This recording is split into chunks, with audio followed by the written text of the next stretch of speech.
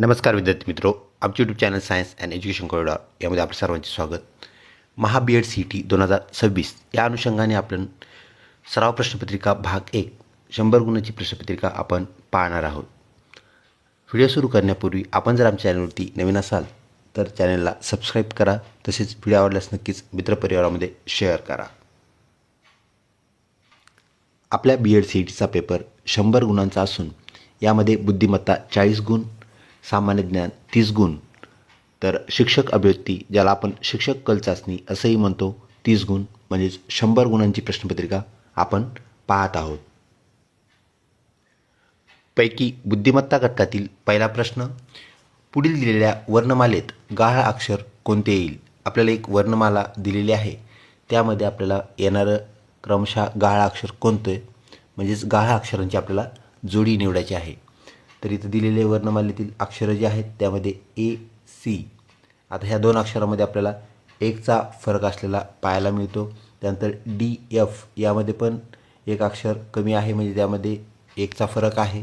त्यानंतर जी आय म्हणजे एच अक्षर इथून वगळलेलं आहे, इथं पण आपल्याला एक अक्षराचा फरक पाहायला मिळतो. तर जे एल ह्यामध्ये पण एक अक्षर आपल्याला मायनस झालेलं पाहायला मिळतं. आगामी येणारं अक्षर आपल्याला कॉन्सिक्वेट म्हणजे जसं संलग्न असणारं जे अक्षर आहे ते अक्षर आणि एक अक्षर वगळून पुढील अक्षर, अशा प्रकारे आपलं उत्तर इथे येणार आहे. जे एल नंतर येणारे अक्षर म्हणजेच यम, तर यल नंतर येणारं अक्षर यम आहे. आणि त्यानंतर आपल्याला एक अक्षर काय करायचं आहे, वगळायचं आहे, म्हणजेच मायनस करायचं आहे, गहाळ करायचं आहे. तर पुढचं अक्षर जे आहे ते ओ आहे, म्हणजेच यम ओ. अशा प्रकारे पुढील दोन अक्षर आपले असणार आहेत, अक्षरांची जोडी असणार आहे. तर आपल्याला बी एड सी टीच्या पेपरमध्ये ज्यावेळेस पेपर मिळेल, म्हणजेच त्या ब्लँक पेपरवर आपल्याला अशा प्रकारे अल्फाबेट्स म्हणजे ए टू झेड अक्षर जे आहेत ते काढायचे आहेत आणि त्यानंतर त्याला नंबरिंग करायचं आहे. एपासून सुरुवात करून झेडला शेवटचा अक्षर म्हणजेच 26 अशा प्रकारचे नंबरिंग करायचे आहे. तर परत त्याच्या वरच्या साईडला झेडपासून 1 ते ए 26 अशी पण नंबरिंग आपल्याला करून घ्यायची आहे, जेणेकरून आपल्याला या घटकातील जे प्रश्न आहेत ते सोडवता येतील. तर जे एल या अक्षर जोडीनंतर संलग्न येणारं अक्षर म्हणजेच यम आणि त्यातून एक अक्षर म्हणजेच यन अक्षर वगळून आपल्याला पुढील येणारं अक्षर ओ असं आपल्याला उत्तर आलेलं पाहायला मिळतं, म्हणजेच एम ओ. ऑप्शन क्रमांक 4 जो आहे तो आपलं करेक्ट उत्तर होय. व्हिडिओ आवडत असल्यास नक्कीच लाईक करा. पुढचा प्रश्न, वेगळा शब्द ओळखा. आता वेगळा शब्द ओळखा या घटकातून आपल्याला प्रश्न देण्यात आला आहे. पहिला शब्द जो दिलेला आहे तो आहे गवार, दुसरा चवळी, बरबट आणि सुरण. तर क्रमांक 1, 2 आणि 3 हे ज्या संज्ञा दिलेल्या आहेत तर त्या शेंग या प्रकारातील आपल्याला भाजी पाहायला मिळतात.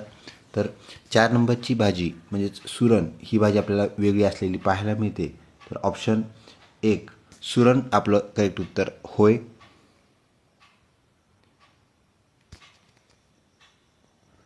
पुढचा प्रश्न, जर गवत म्हणजे झाड असेल तर गवताला त्यांनी झाड म्हटलेलं आहे. झाड असेल आणि त्यानंतर झाड म्हणजे वेल असेल, म्हणजे झाडाला वेल म्हटलं आहे, तर वेलीला झुडूप असं म्हटलं आहे. झुडूप म्हणजे रोपटे. तर काटे कशाच असतील, म्हणजे कोणत्या घटकाला काटे असतील. तर आपण इथे एक बाब लक्षात ठेवायची आहे, सहसंबंध या घटकावर आधारित हा पझल आहे किंवा कोडे आहे. यामध्ये गवताचे जे गुणधर्म आहेत हे आपण विसरून त्याला काय म्हटलं आहे याचे गुणधर्म लक्षात ठेवणं गरजेचं आहे. परत झाडाला त्यांनी वेल म्हटले, तर वेलीचे गुणधर्म झाड संदर्भात आपल्याला लक्षात घ्यावे लागतील. त्यानंतर वेली संदर्भात आपल्याला झुडपाचे गुणधर्म लक्षात घ्यावे लागतील. म्हणजेच क्रमाने पुढचा येणारा जो संज्ञा आहे, घटक आहे, त्याचे गुणधर्म आपल्याला मागील घटकाशी जोडावे लागतील. तर आपल्याला प्रश्न इथे विचारलेला आहे की रोपटे असेल तर काटे कशाचे येतील. तर काटे कशाचे येतील आपल्याला माहीत आहे, झुडूप या काटे असतात. तर झुडपाला काय म्हटले आहे, त्या घटकास आपल्याला काटे आलेले पाहायला मिळतील. तर झुडूप म्हणजे रोपटे होय.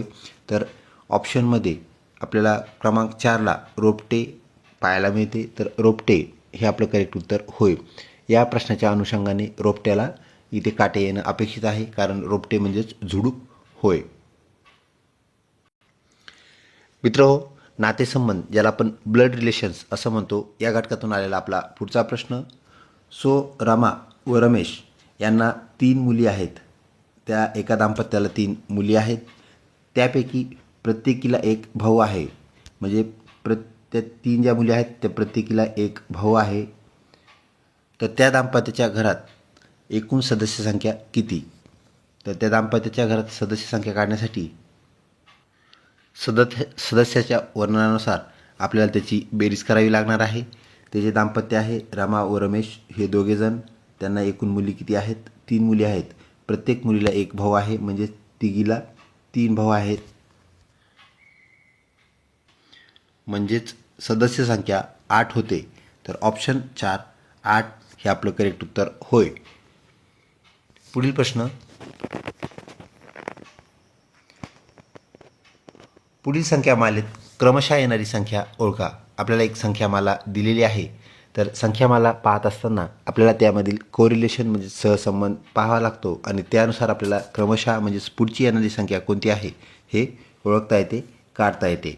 सर्वप्रथम इथे दिलेली संख्या जी आहे ती 121, त्यानंतर 169, 225, 289 यामध्ये जे असणारं रिलेशन आहे हे रिलेशन पाहता आपल्या लक्षात येते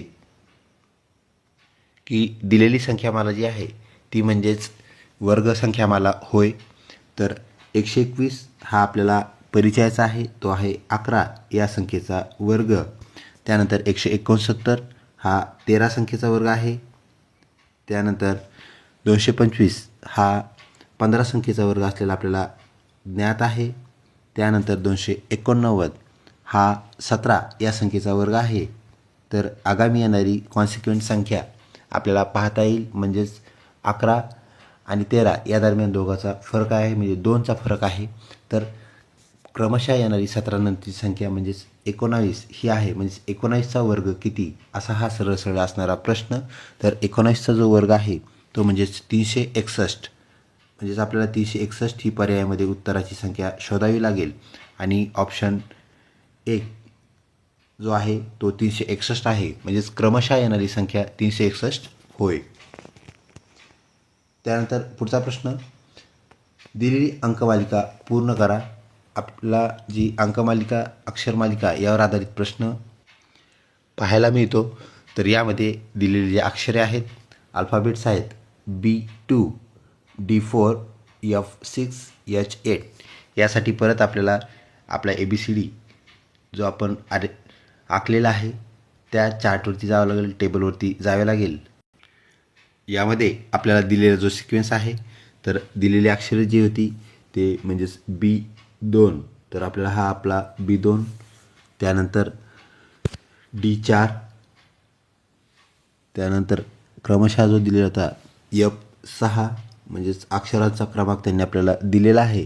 त्यानंतर H8 आणि आगामी आपल्याला परत काय करायचं आहे, तर हे जे रिलेशन आहे म्हणजे एका एक आड येणारी ही काय आहेत अक्षरे व त्यांची संख्या म्हणजेच नंबर आपण त्याला म्हणूया. तर आगामी येणारा नंबर जो आहे आपला H नंतर एक संख्या आपल्याला सोडून द्यावी लागेल. तर H नंतरचं येणारं अक्षर आहे J आणि त्याचा क्रमांक आहे 10.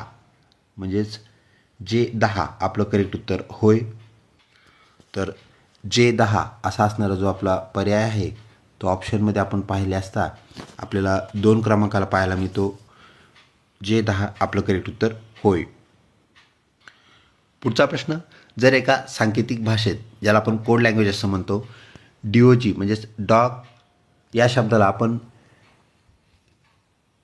4 1 5 7 असे म्हटले तर कॅट या शब्दाला कसे लिहावे लागेल? म्हणजेच डॉगचं जे आपण काय केलेलं आहे लिखाण जे केलेलं आहे तर संख्येमध्ये ते 4 1 5 7 असं केलं आहे. तर कॅट यासाठी आपल्याला कोणते अंक वापरावे लागतील असा हा प्रश्न.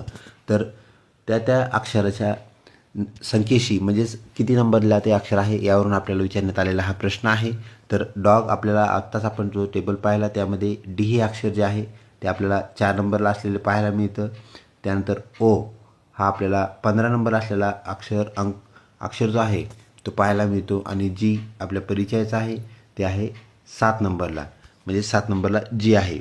तर आपल्याला काय करायचं आहे, कॅट हा शब्द तयार करण्यासाठी कॅट आपल्याला माहीत आहे त्यामध्ये असणारा जो C लेटर आहे तो आहे 3 क्रमांकाला. त्यानंतर ए लेटर जो आहे तो आहे 1 क्रमांकाला. आणि त्यानंतर टी जो लेटर आहे त्याचा क्रमांक आपल्याला शोधण्यासाठी आपल्या चार्टवरती परत जावं लागेल. तर टी जो लेटर आहे विद्यार्थी मित्रो तो आपल्याला 20 क्रमांकाला असलेला पाहायला मिळतो. म्हणजेच आपण हा जो चार्ट काढून ठेवलेला आहे, टेबल काढून ठेवलेला आहे, तो आपल्याला लगेच उपयोगी पडतो. त्यामुळे सर्वप्रथम आपल्याला परीक्षेत पेपर म्हणजेच कोरा पेपर मिळाल्यानंतर आपण अशा प्रकारे चार्ट काढून ठेवणे, तसेच आपण वर्गावर आधारित वर्गसंख्या ज्या आहेत त्याही वर्गसंख्या आपण लिहून ठेवल्यास वर्गसंख्या आपल्याला पाठ असल्यास खूपच छान. परंतु जर त्या आपल्या लक्षात नसतील तर आपण ते लिहून ठेवणं क्रमपात आहे, जेणेकरून आपल्याला जास्त वेळ दवडण्याची गरज नाही.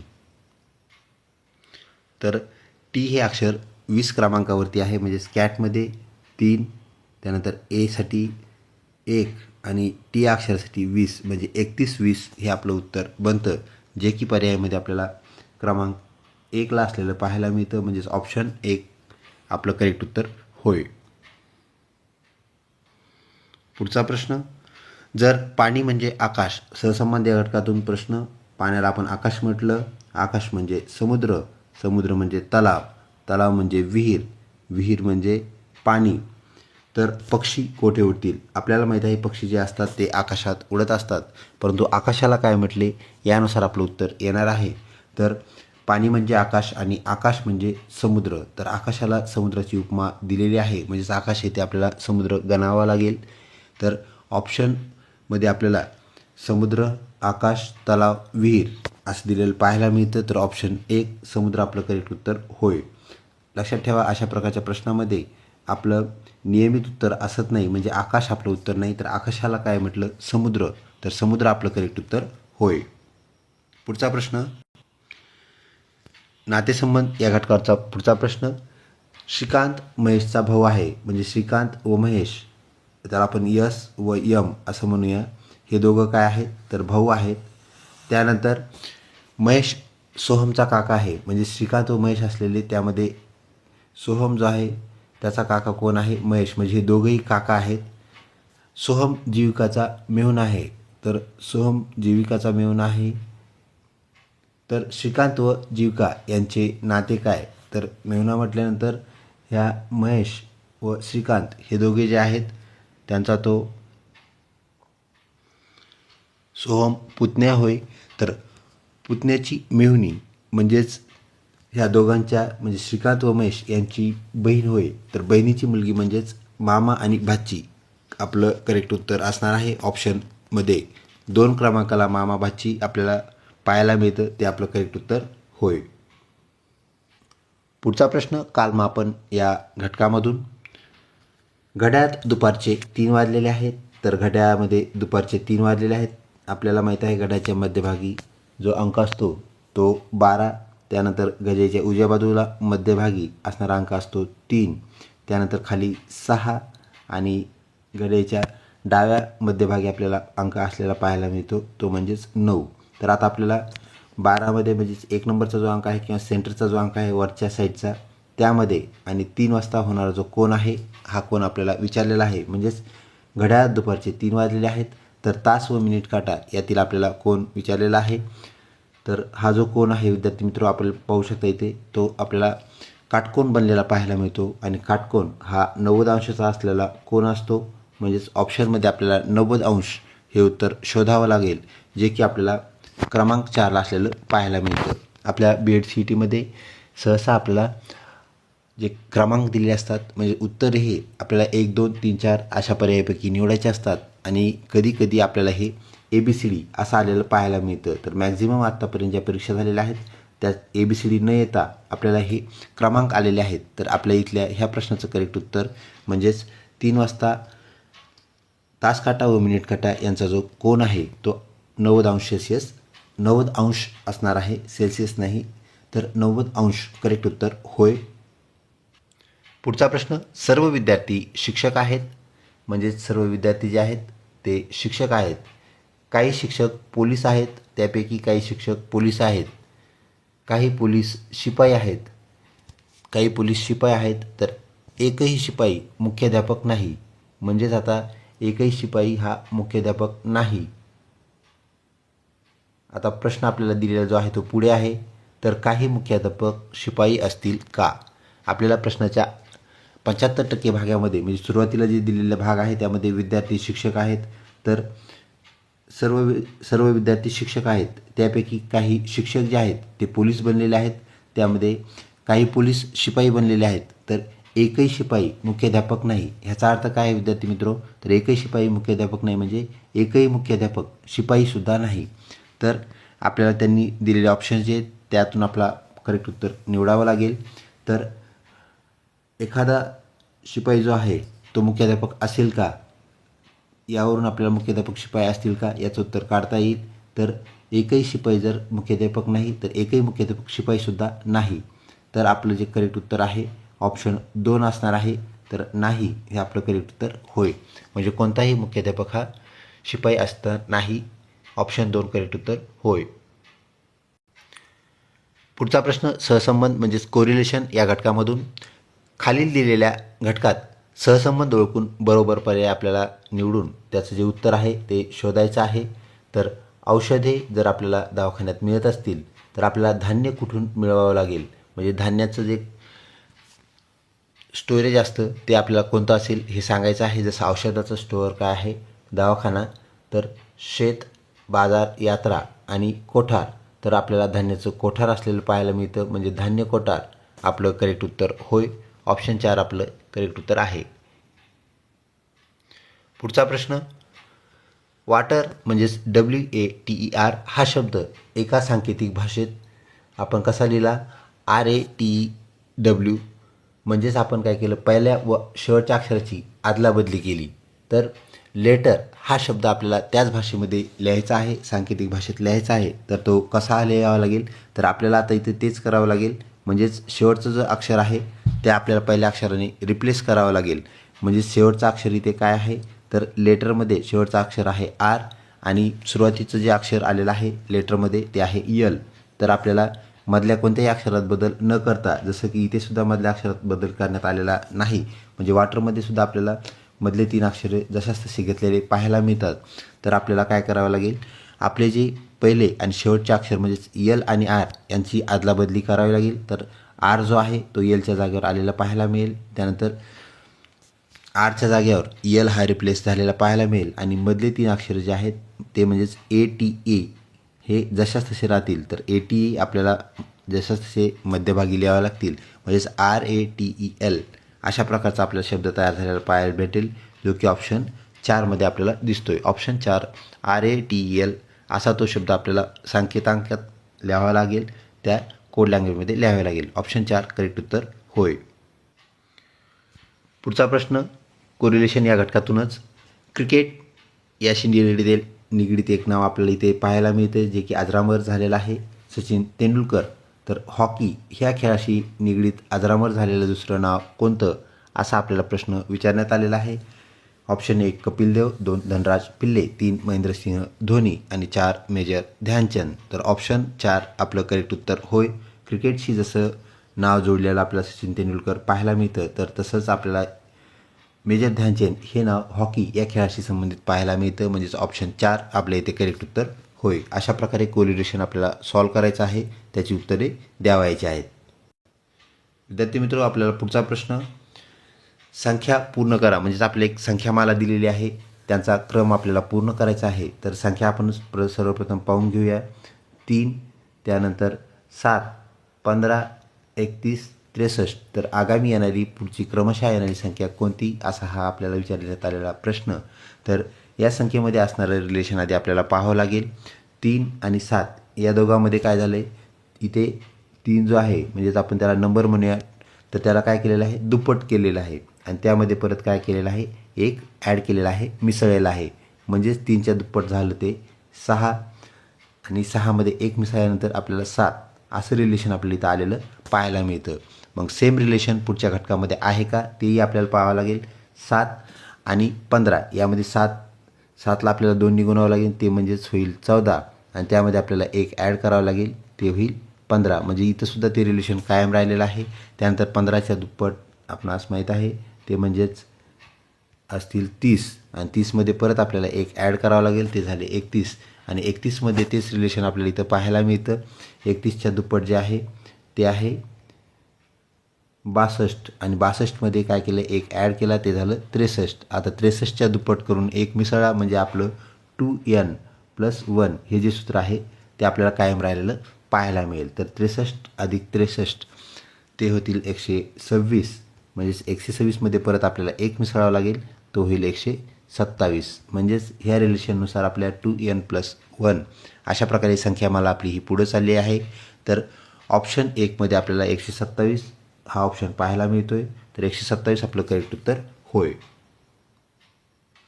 पुढचा प्रश्न, विसंगत घटक आपल्याला ओळखायचा आहे. यामध्ये 3 घटक हे सारखे असतात, कोणत्या तरी एका संदर्भाने ते एक असतात आणि शेवटचा घटक जो असतो तो वेगळा असलेला आपल्याला पाहायला मिळतो, तोच आपल्याला बाहेर काढायचा असतो. तर यामध्ये कोहिनूर, हिरा, माणिक आणि पोलाद.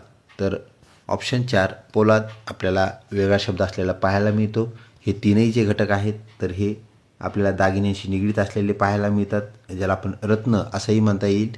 तर ते दागिन्याशी रिलेटेड रत्न, हिरा तसेच कोहिनूर हे पाहायला मिळतं. आणि पोलाद आपल्याला माहीत आहे तो आहे ॲलॉय.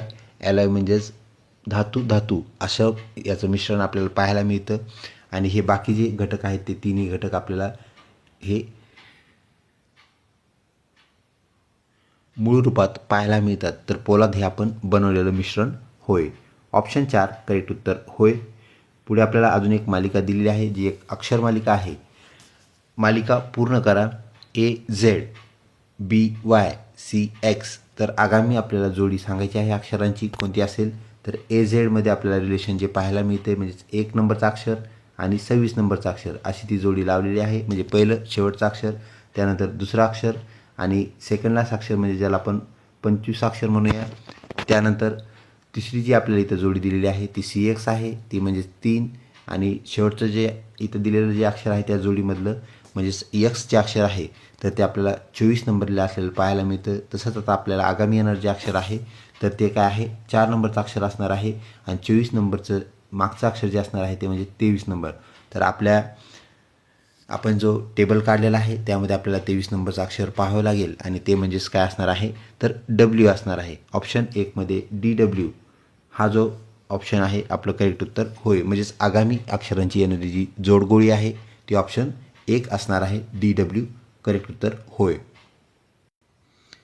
प्रतिमांशी रिलेटेड प्रश्न आपल्याला पाहायला मिळतोय. यामध्ये जर घड्याळात 9:30 वाजले असतील तर आरशातील प्रतिमा यामध्ये आपल्याला किती वाजलेले पाहायला मिळतील. तर घड्याळात 9:30 वाजलेले आहेत म्हणजेच आपल्याला माहीत आहे, आपण आत्ताच घड्याळ पाहिली होती मागील प्रश्नामध्ये. तर 9 वाजून इथं काय झालेले आहेत 30 मिनिट झालेले आहेत. तर इथं 6 जो अंक असतो तो 30 मिनिटासाठी आहे हे आपल्याला माहीत आहे. तर 9:30साठी आपल्याला तो अंक पाहायला मिळेल. आणि त्यानंतर आपल्याला जी प्रतिमा विचारलेली आहे ती म्हणजेच घड्याळातील प्रतिमा आपल्याला कशामध्ये पाहायची आहे तर आरशामध्ये पाहायची आहे. आरशामध्ये असणारी जी प्रतिमा आहे ती उलट केल्या असता आपल्याला 9:30साठी 2:30 वाजलेले आपल्याला पाहायला मिळतील. तर ऑप्शन 1 करेक्ट उत्तर होय. आरशातील प्रतिमा आपल्याला पाहताना तिचा क्रम बदललेला पाहायला मिळतो. डावी जी साईड असते ती उजवी झालेली पाहायला मिळते, उजवी साईड डावी झालेली पाहायला मिळते. म्हणजेच आरशातील प्रतिमा ओळखताना सांगताना आपला जो क्रम आहे तो आपल्याला उलट झालेला पाहायला मिळेल. तर पाण्यातील जर आपल्याला प्रतिमा विचारली तर पाण्यातील प्रतिमेमध्ये आपल्याला काय पाहायला मिळेल तर ती प्रतिमा आपल्याला खाली पडलेली म्हणजेच काय ज्याला आपण हॉरिझॉन्टल व व्हर्टिकल म्हणूया. तर आपल्याला व्हर्टिकल ती काय होईल इन्व्हर्ट झालेली पाहायला मिळेल. यामध्ये आपल्याला अशा प्रकारची ही प्रतिमा बदललेली म्हणजे तिचा बदल झालेला पाहायला मिळेल. ही बाब आपण लक्षात ठेवावी. यावरून आपल्याला या प्रतिमाशी निगडीत म्हणजेच आरशातील प्रतिमा व पाण्यातील प्रतिमा ही पाण्यातील प्रतिमा आहे हे लक्षात ठेवा. पाण्यातील प्रतिमा अशी उलटी होत असते तर आरशातील प्रतिमेमध्ये आपल्याला तिचा क्रम डावीकडून उजवीकडे असा झालेला पाहायला मिळतो. घडी जर 9:30 वाजले असतील तर त्याच्या विरुद्ध असणारा टाईम जो आपल्याला पाहायला मिळेल तो क्रमशः बदललेला म्हणजेच डावीकडून उजवीकडे इन्व्हर्ट झालेला आपल्याला पाहायला मिळेल. तर 2:30 आपलं करेक्ट उत्तर होय. नातेसंबंध या घटकातून पुढचा प्रश्न आपल्याला पाहायला मिळतो. राजूच्या आईच्या भावाच्या पत्नीची मुलगी राजूची कोण तर राजूच्या आईचा भाऊ म्हणजेच राजूचा कोण, तर तो असणार आहे राजूचा मामा. त्यानंतर मामाची पत्नी म्हणजेच ती असणार आहे राजूची मामी. आणि राजूच्या मामीची मुलगी म्हणजेच ती असणार आहे राजूच्या मामीची मुलगी, ज्याला आपण मामे बहीण असं म्हणतो, म्हणजेच मामे बहीण. तर याच मामे बहिणीला आपण मेहुणी असं पण म्हणतो, हे लक्षात ठेवा. तर मेहुणी हा ऑप्शन नाही आहे. तर इथे दिलेला जो ऑप्शन आहे आपल्याला तो आहे मामे बहीण, म्हणजेच ती राजूची कोण असणार आहे, तर मामे बहीण.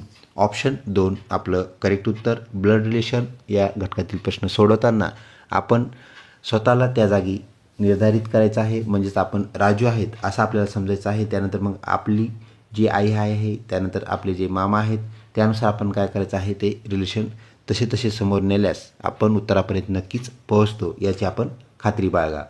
पुढचा प्रश्न, सूर्योदयाच्या वेळी राम सूर्याकडे पाठ करून उभा आहे, तर त्याचा डावा हात कोणत्या दिशेला असेल. तर राम जो आहे सूर्याकडे पाठ करून उभा आहे. आपण सूर्याकडे जर तोंड करून उभा राहिलं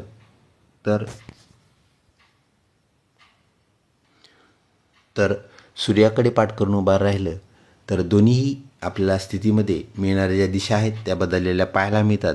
सर्वप्रथम आपल्या मोबाईलची जी स्क्रीन आहे किंवा आपली ज्या दिशा आहेत त्या आपण पाहूया. तर आपण जर अशा प्रकारे उभं राहिलं, वरची जी दिशा आहे आपल्या मोबाईलच्या स्क्रीनची ती म्हणजेच नॉर्थ दिशा असते, म्हणजे ज्याला आपण उत्तर म्हणतो. त्यानंतर आपल्या स्क्रीनची जी उजवी बाजू आहे ती म्हणजेच ईस्ट, ज्याला आपण पूर्व म्हणतो. त्याच्या विरुद्ध दिशा पश्चिम म्हणजेच वेस्ट, आणि आपल्या मोबाईलच्या खालच्या साईडला असणारी जी बाजू आहे ती म्हणजेच साऊथ. अशा प्रकारे आपल्याला पाहायला मिळते. तर सूर्योदयाच्या वेळी म्हणजे सकाळी राम जो आहे सूर्याकडे पाठ करून उभा राहिलेला आहे. तर ईस्ट साईडला त्याची पाठ आहे, म्हणजेच त्याची जी नजर आहे ती आपल्याला इकडे वेस्टकडे पाहायला मिळते. तर वेस्टकडे जर त्याची नजर असेल तर त्याचा जो हात आहे हा लेफ्ट हँड समजूया आपण, म्हणजे तो आहेच, आणि हा राईट हँड. तर पाठ करून उभा आहे तर त्याचा डावा हात जो आहे तो आपल्याला, त्याचं तोंड जे आहे ते आपल्याला वेस्ट दिशेला म्हणजेच पश्चिमेला पाहायला मिळतं. तर त्याचा जो डावा हात आहे आपल्याला दक्षिण दिशेला असलेला पाहायला मिळेल, म्हणून दक्षिण आपलं करेक्ट उत्तर होय. ऑप्शन 2 दक्षिण आपलं उत्तर आहे. पुढचा प्रश्न, दिलेल्या अंकमालेत गटात न बसणारी संख्या शोधा. आपल्याला गटात न बसणारी संख्या शोधायची आहे. इथे आहे 27, त्यानंतर आहे 64, त्यानंतर 125, त्यानंतर 144 आणि 8. तर अशा आपल्याला काही संख्या इथे दिलेल्या आहेत. या संख्येमध्ये आपण पाहू शकता, ह्या संख्या आपण जर क्रमाने पाहिल्या तर त्यामध्ये एक रिलेशन पाहायला मिळतं, म्हणजेच ह्या घन संख्या आहेत. तर 3 या संख्येचा जो घन आहे तो आपल्याला 27 असलेला पाहायला मिळतो. त्यानंतर क्रमशः आलेला जो घन आहे ते म्हणजे 4 ही संख्या, त्याचा जो घन आहे तो आहे 64 म्हणजे 64. त्यानंतर पुढची जी संख्या आहे क्रमशः येणारी 5 संख्या, तिचा घन 125 म्हणजे 125 ज्याला आपण म्हणत असतो. त्यानंतर मात्र आपली इथं संख्याची माला आहे, संख्यामाला ब्रेकडाऊन झालेली आपल्याला पाहायला मिळते. मध्येच एक संख्या आलेली पाहायला मिळते ती 144, जी की घनसंख्या नाही. त्यानंतर पुढची संख्या पाहिली असता आपल्याला ती घनसंख्या असलेली पाहायला मिळते. जरी क्रम बदललेला असला तर ती घनसंख्या आहे आणि ती काय आहे, 2चा घन आहे, म्हणजेच ती आहे 8. तर इथं घनसंख्या नसलेली एकमेव संख्या ती म्हणजेच आपल्याला गटात न बसणारी संख्या 144 पाहायला मिळते. तर ऑप्शन जो आहे आपला 3 144 करेक्ट उत्तर होय. व्हिडिओ आवडत असल्यास नक्कीच लाईक करण्यास काहीच हरकत नाही, तसेच चॅनलला सबस्क्राईब करा. विसंगत शब्द म्हणजेच आपल्याला यातील पर्याय जो आहे 3 घटक जे आहेत ते समान आहेत, एक घटक कुठल्या तरी बाबीनुसार वेगळा आहे, तो आपल्याला निवडायचा आहे. इथं दिलं अ कान, ब नाक, क डोळा आणि ड हात. तर कान, नाक, डोळा हे जे आपले इंद्रिय आहेत, मानवाचे इंद्रिय, ते म्हणजेच ज्ञानेंद्रिय आहेत. तर हात हा आपला ज्ञानेंद्रिय नाही. त्यापैकी आपल्याला त्वचा ज्ञानेंद्रिय पाहायला मिळतो, परंतु ऑप्शनमध्ये तो नाही. तर हात हा वेगळा शब्द आपल्याला पाहायला मिळतो, जो की आपल्याला प्रश्नामध्ये ड या क्रमांकाचा दिलेला आहे. तर आपल्या उत्तरामध्ये, उत्तर पर्यायामध्ये आपल्याला हात हा क्रमांक 1ला पाहायला मिळतो. ऑप्शन 1 आपलं उत्तर जे आहे ते हात हे होय. पुढचा प्रश्न, विसंगत घटक ओळखा. बटाटा, गाजर, मुळा, टोमॅटो आणि रताळे. तर आपल्याला हे जमिनी अंतर्गत येणारे कंद पाहायला मिळतात. बटाटा, गाजर, मुळा आणि रताळे हे कंद आहेत. तर टोमॅटो ही जी फळभाजी आहे ती आपल्याला जमिनीत म्हणजेच जमिनीच्या खाली न येता ती आपल्याला वर आलेली पाहायला मिळते. म्हणजे टोमॅटो हा कंद नाही, जमिनीत आत येणारा घटक नाही आहे. म्हणून आपला टोमॅटो करेक्ट उत्तर होय तो आहे ऑप्शन 2ला. तर टोमॅटो आपलं करेक्ट उत्तर आहे. पुढचा प्रश्न, जसे साखर गोड असते, इथे एक परत रिलेशन आलेलं आहे. साखरेची चव आपल्याला दिलेली आहे ती म्हणजेच गोड. तर तसे आपल्याला कारल्याची चव शोधायची आहे. कुठून? तर ती आपल्या पर्यायामधून 1 तुरट, 2 कडू, 3 मऊ, 4 तिखट. तर यामध्ये पण आपल्याला एक बाब पाहायला मिळते. तुरट, कडू आणि तिखट या चवी आहेत, परंतु त्यामध्ये मऊ ही सुद्धा चव नसलेली पाहायला मिळते. म्हणजे ते इथे रिलेशन आहे, चव म्हणून मऊ आलेलं नाही हे लक्षात घ्या. तर आपल्याला नातं ओळखायचं आहे, रिलेशन ओळखायचं आहे, कोरिलेशन. तर यामध्ये आपल्याला कारल्याची चव पाहायला मिळते, ती आहे ऑप्शन 2मध्ये. ती म्हणजेच काय? तर कडू असणारी चव होय. पुढे अजून आपल्याला एक प्रश्न दिलेला आहे. आपल्याला अक्षरमाला आणि संख्यामाला यावर आधारित जवळपास 6 प्रश्न आपल्या प्रश्नपत्रिकेमध्ये विचारलेले पाहायला मिळतात. तर पाहूया पुढच्या प्रश्नाचं काय म्हणणं आहे. एका सांकेतिक भाषेत कॅट हा शब्द जर आपण DBU असा लिहिला तर त्याच भाषेमध्ये डॉग हा शब्द आपल्याला कसा लिहावा लागेल.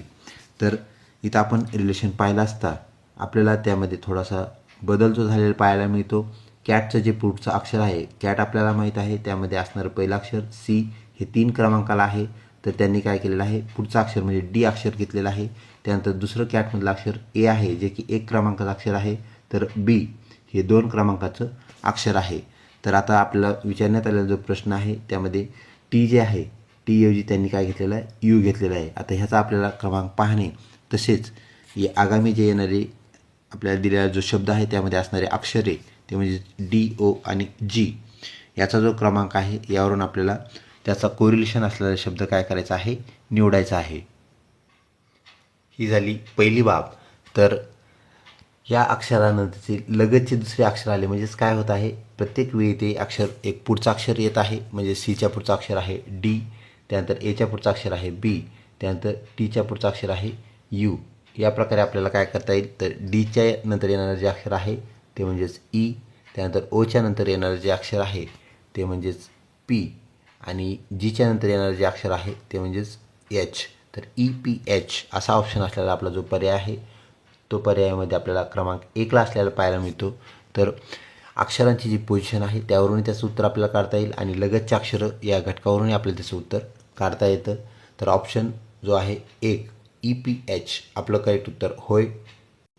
पुढचा प्रश्न, जर काल सोमवार होता तर परवाच्या नंतरचा वार कोणता असेल. काल जर सोमवार होता तर आपल्याला माहिती आहे आज काय असणार आहे, तर मंगळवार असणार आहे. आणि मंगळवारनंतर आपल्याला परवाचा दिवस काढायचा आहे. तर मंगळवारनंतर कॉन्सिक्वेंट येणारा दिवस आहे बुधवार आणि परवा वार कोणता असेल, तर तो असेल शुक्रवार. आणि शुक्रवार नंतरचा दिवस विचारलेला आहे. तर शुक्रवारचा येणारा क्रम म्हणजेच आपला जो कालचा सोमवार होता, सोमवारनंतर येणारा वार जो आहे तो मंगळवार होता. तर आता परवाचा वार, मंगळवारपासून परवाचा वार कोणता असेल, मंगळवारनंतर आपल्याला बुधवार सोडून द्यावा लागेल आणि त्यानंतर गुरुवार जो आहे तो परवाचा वार येईल. आणि परवाचा वार आपल्याला विचारला नाही, त्यानंतरचा कॉन्सिक्वेंट वार म्हणजेच आपल्याला विचारलेला आहे दुसऱ्या दिवशी गुरुवारच्या कोणता वार असेल, तर तो असेल शुक्रवार. ऑप्शनमध्ये 2 क्रमांकाला आपल्याला शुक्रवार असलेला पाहायला मिळतो. म्हणजेच ऑप्शन 2 शुक्रवार हा आपल्या येणाऱ्या वार होय. तर ऑप्शन 2 करेक्ट उत्तर. पुढचं तर्क व अनुमान, आपल्याला एक तर्क दिलेला आहे आणि त्याचा अनुमान आपल्याला काढून दिलेला आहे. तर तर्क विधान जे आहे ते काय आहे, सर्व फुले झाडे आहेत. म्हणजे सर्वच फुलं काय आहेत, झाडं आहेत. मगाशीसारखंच आपलं हे रिलेशन आहे, सर्व झाडे फळे आहेत. तर सर्व झाडांना फळे म्हणले आहे, ह्याचा अर्थ सर्व फुलांनासुद्धा फळे आपल्याला म्हणता येईल. तर आपल्याला काय दिलं आहे, सर्व फुले ही फळे आहेत का, तर आपल्या म्हणण्यानुसार ते आपल्याला पाहायला मिळतं.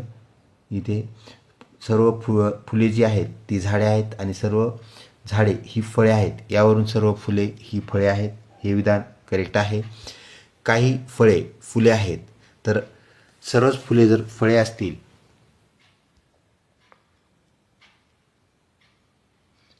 तर सर्व झाडे फुले व फळे आहेत. यावरून आपल्याला इथे काही हे विचारलेलं आहे, म्हणजे सांगण्यात आलेलं आहे. तर हे 2 नंबरचं विधान जे आहे, काही हा शब्द आल्यामुळे ते चुकीचं विधान आहे. तर पर्याय 3 जो आपल्याला दिलेला आहे, दोन्ही विधान बरोबर आहेत का? तर दोन्ही विधान बरोबर नाहीत, कारण आपण आताच पाहिलं पहिलं विधान हे करेक्ट आहे, तर दुसरं विधान चूक आहे. दोन्ही विधान चूक आहेत का? तर दोन्ही विधानं चूकसुद्धा नाहीत, कारण सर्व जे फुलं आहेत ते झाडं आहेत आणि सर्व झाडं जे आहेत ते फळे आहेत. याचा अर्थ सर्व फुले फळे आहेत. 1 नंबरचं जे आपलं अनुमान जे आहे ते करेक्ट आहे. त्यामुळे दोन्ही चूक हे सुद्धा उत्तर आपलं होत नाही. तर आपलं इथं करेक्ट उत्तर जे आहे ऑप्शन 1 सर्व फुले फळे आहेत. तर इथं काही शब्द आल्यामुळं आपलं ऑप्शन 2 हा जो अनुमान आहे तो करेक्ट उत्तर नाही. म्हणून आपल्याला ऑप्शन 1 निवडणं इथं क्रमपात आहे. ऑप्शन 1 सर्व फुले फळे आहेत, करेक्ट उत्तर होय. पुढचा प्रश्न,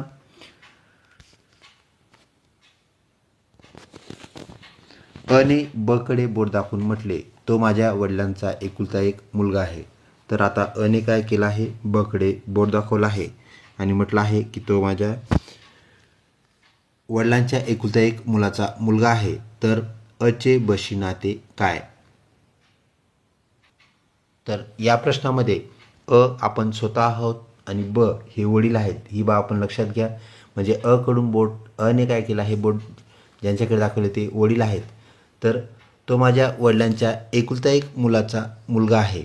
तर एकुलता एक मुलगा म्हणजे एकच मुलगा आहे आणि त्याचा तो मुलगा म्हणजेच आजोबा असं त्याचं नातं तयार होईल. तर ऑप्शन 4 आपलं आजोबा इथं असलेलं पाहायला मिळतं. तर ऑप्शन 4 करेक्ट उत्तर होय. पुढचा प्रश्न जो की दिशाभान या घटकावर आपल्याला दिलेला आहे. तर इथे एक माणूस उत्तरेकडे 5 किलोमीटर चालला. तर आपल्याला माहीत आहे उत्तर दिशा जी आहे ती आपल्याला वरच्या बाजूला पाहायला मिळेल. त्यानंतर जी पूर्व दिशा आहे ती उजव्या बाजूला, तर डाव्या बाजूला पश्चिम दिशा आणि खालच्या बाजूला दक्षिण दिशा. तर हा जो माणूस निघालेला आहे तर तो आधी सर्वप्रथम काय झालेला आहे, तो आपला उत्तरेकडे 5 किलोमीटर गेला, म्हणजे तो वरच्या बाजूला 5 किलोमीटर गेलेला आहे. त्यानंतर त्याने काय केलं, तर तो नंतर डावीकडे वळला व 3 किलोमीटर चालला. म्हणजे नॉर्थकडून त्यांनी काय केलेलं आहे, इकडे त्याची डावी साईड जी आहे, नॉर्थकडे त्याचं तोंड आहे, म्हणजे त्याची डावी बाजू वेस्ट आहे आणि उजवी बाजू ईस्ट आहे. तर आपल्याला तो 3 किलोमीटर काय केलेला पाहायला भेटतो, आपल्याला डाव्या बाजूला गेलेला पाहायला मिळाला आहे. म्हणजे त्याचं तोंड आता कोणत्या दिशेला झालं, तर ते वेस्टला, म्हणजे ज्याला आपण पश्चिम दिशा म्हणतो. नंतर परत उजवीकडे वळून 1 किलोमीटर चालला. तो परत उजवीकडे वळाला, म्हणजेच आपल्याला तो वरच्या साईडला वळालेला पाहायला मिळतो. कारण जेव्हा तो डावीकडे वळाला त्याचा हात जो आहे तो झाला होता, डावा हात जो आहे तो दक्षिण बाजूला झाला होता, दक्षिण दिशेला झाला होता आणि त्याचा उजवा जो हात आहे तो होता वरच्या बाजूला किंवा नॉर्थ साईडला. तर आता तो काय झालेला आहे, 1 किलोमीटर नॉर्थला चाललेला आहे, म्हणजे परत तो काय झालेला आहे, उजवीकडे वळालेला आहे. त्यामुळे त्याची परत तोंड जे आहे ते काय झालेलं आहे, तर ते नॉर्थ डायरेक्शनला झालेलं आपल्याला पाहायला मिळतं. म्हणजेच आता मूळ जागेवरून निघलेला जो आहे त्याची दिशा जी आहे, त्याचं तोंड जे आहे ते आपल्याला नॉर्थला झालेलं पाहायला मिळतं. आणि नॉर्थ म्हणजेच उत्तर. तर ऑप्शनमध्ये आपलं जे उत्तर आहे ते आहे क्रमांक 4ला. तर त्याचं तोंड जे आहे मूळ दिशेपासून ते आता कोणत्या दिशेला आहे, तर ते आहे उत्तर दिशेला. पुढचा प्रश्न, जर पाण्याला आकाश म्हटले, पाण्याला काय म्हटले, आकाश म्हटले, आकाशाला वारा म्हटले, वाऱ्याला विमान म्हटले, तर पक्षी कोठे उडतात? आपल्याला माहिती साधारण पक्षी उडतात आकाशामध्ये. तर आपल्याला आकाश काय म्हटले, ह्या आकाशाला काय म्हटले आहे, कोणती उपमा दिलेली आहे ते आधी शोधावं लागेल. तर पाण्याला आकाश म्हटले, आकाशाला वारा म्हटले, म्हणजे हे बरोबरच आहे. तर आकाशाला वारा म्हटल्यामुळं आकाशात जो वारा आहे किंवा आकाशाऐवजी जो वारा आहे त्यामध्ये पक्षी उडणार आहेत. तर वारा आपलं करेक्ट उत्तर होय. वारा हा जो शब्द आहे तो आहे ऑप्शन 2ला. आपलं 2 करेक्ट उत्तर आहे. पुढचा प्रश्न विसंगत घटक ओळखण्याचा सांगितलेला आहे. तांबे, चांदी, सोने, लाकूड, पारा आणि प्लॅटिनम. तर तांबे हा काय आहे, धातू आहे. त्यानंतर चांदे हा सुद्धा धातू आहे. त्यानंतर सोने हा सुद्धा धातू आहे. पारा ज्याला आपण मर्क्युरी असं म्हणत असतो, हायड्रोगायरम Hg, तो पण काय आहे, तर तो धातू आहे. आणि प्लॅटिनम हा सुद्धा धातू आहे. तर ऑप्शन आपला जो आहे तो लाकूड आपल्याला शोधावं लागेल. लाकूड कोणत्या ऑप्शनला आहे, तर लाकूड हा मात्र धातू नाही. म्हणजे इतर हे सर्व धातू आहेत. तर लाकूड हा जो आपला संज्ञा दिलेली आहे ही संज्ञा वेगळी आहे. ती आहे ऑप्शन आपल्याला पाहायला मिळते ती म्हणजेच ऑप्शन 3ला. तर लाकूड आपलं करेक्ट उत्तर होय. अशा प्रकारे आपल्याला इतर जे घटक आहेत त्यांचे गुणधर्म यावरून आपल्याला विसंगत शब्द विसंगत संज्ञा ओळखावी लागते. दिलेल्या चिन्ह मालिकेचा क्रमशः येणारा घटक आपल्याला निवडायचा आहे, ओळखायचा आहे. तर आपल्याला इथं चिन्ह दिलेले आहेत त्यातून आपल्याला आपण पाहू शकता इथे धनाचं चिन्ह म्हणजे अधिकचं चिन्ह, वजा, गुणाकार आणि भागाकार ही झाली आपली पहिली सिरीज, पहिली चिन्ह मालिका. तर दुसरी चिन्ह मालिका म्हणजे प्रश्नचिन्ह मालिका जी आहे त्यामध्ये परत काय दिले, अधिक, वजा आणि गुणाकार. तर येणारं चिन्ह कोणतं असेल, क्रमशः आपल्याला दिलेले चिन्ह आहेत. पहिल्या जर मालिकेमध्ये आपल्याला येणारं चिन्ह जे भागाकार आहे तर इथं काय केलेलं आहे, रिपिटेशन आहे. म्हणजे ती पहिली जी सिरीज आहे इथं रिपीट केली आहे. म्हणजेच इथं नवीन चिन्ह कोणतं येणार नाही. तर ते आपल्याला भागाकार चिन्ह असलेलं पाहायला मिळेल. तर भागाकार आपलं करेक्ट उत्तर होय. तर भागाकाराचं जे चिन्ह आहे ते आपल्याला क्रमांक 3ला पाहायला मिळते. तर ऑप्शन 3 भागाकार चिन्ह करेक्ट उत्तर आहे. पुढचा प्रश्न, सहसंबंध ओळखा या घटकातून आपल्याला शिक्षक जर शाळेत काम करत असतील तर डॉक्टरांचं काम करण्याचं स्थळ कोणतं असा हा प्रश्न आहे. तर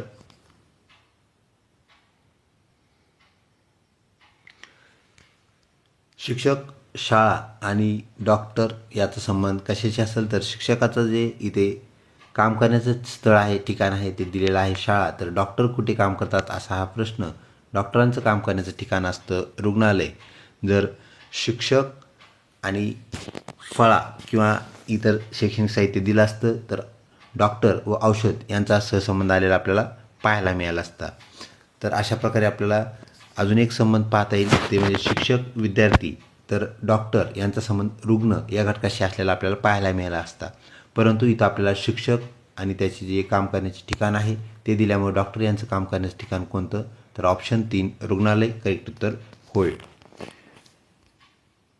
पुढचा प्रश्न, दिलेल्या अक्षरमालिकेत क्रमाने येणार आपल्याला अक्षर काय करायचं आहे, सांगायचं आहे. तर अक्षरमालिका आपल्या समोर आहे.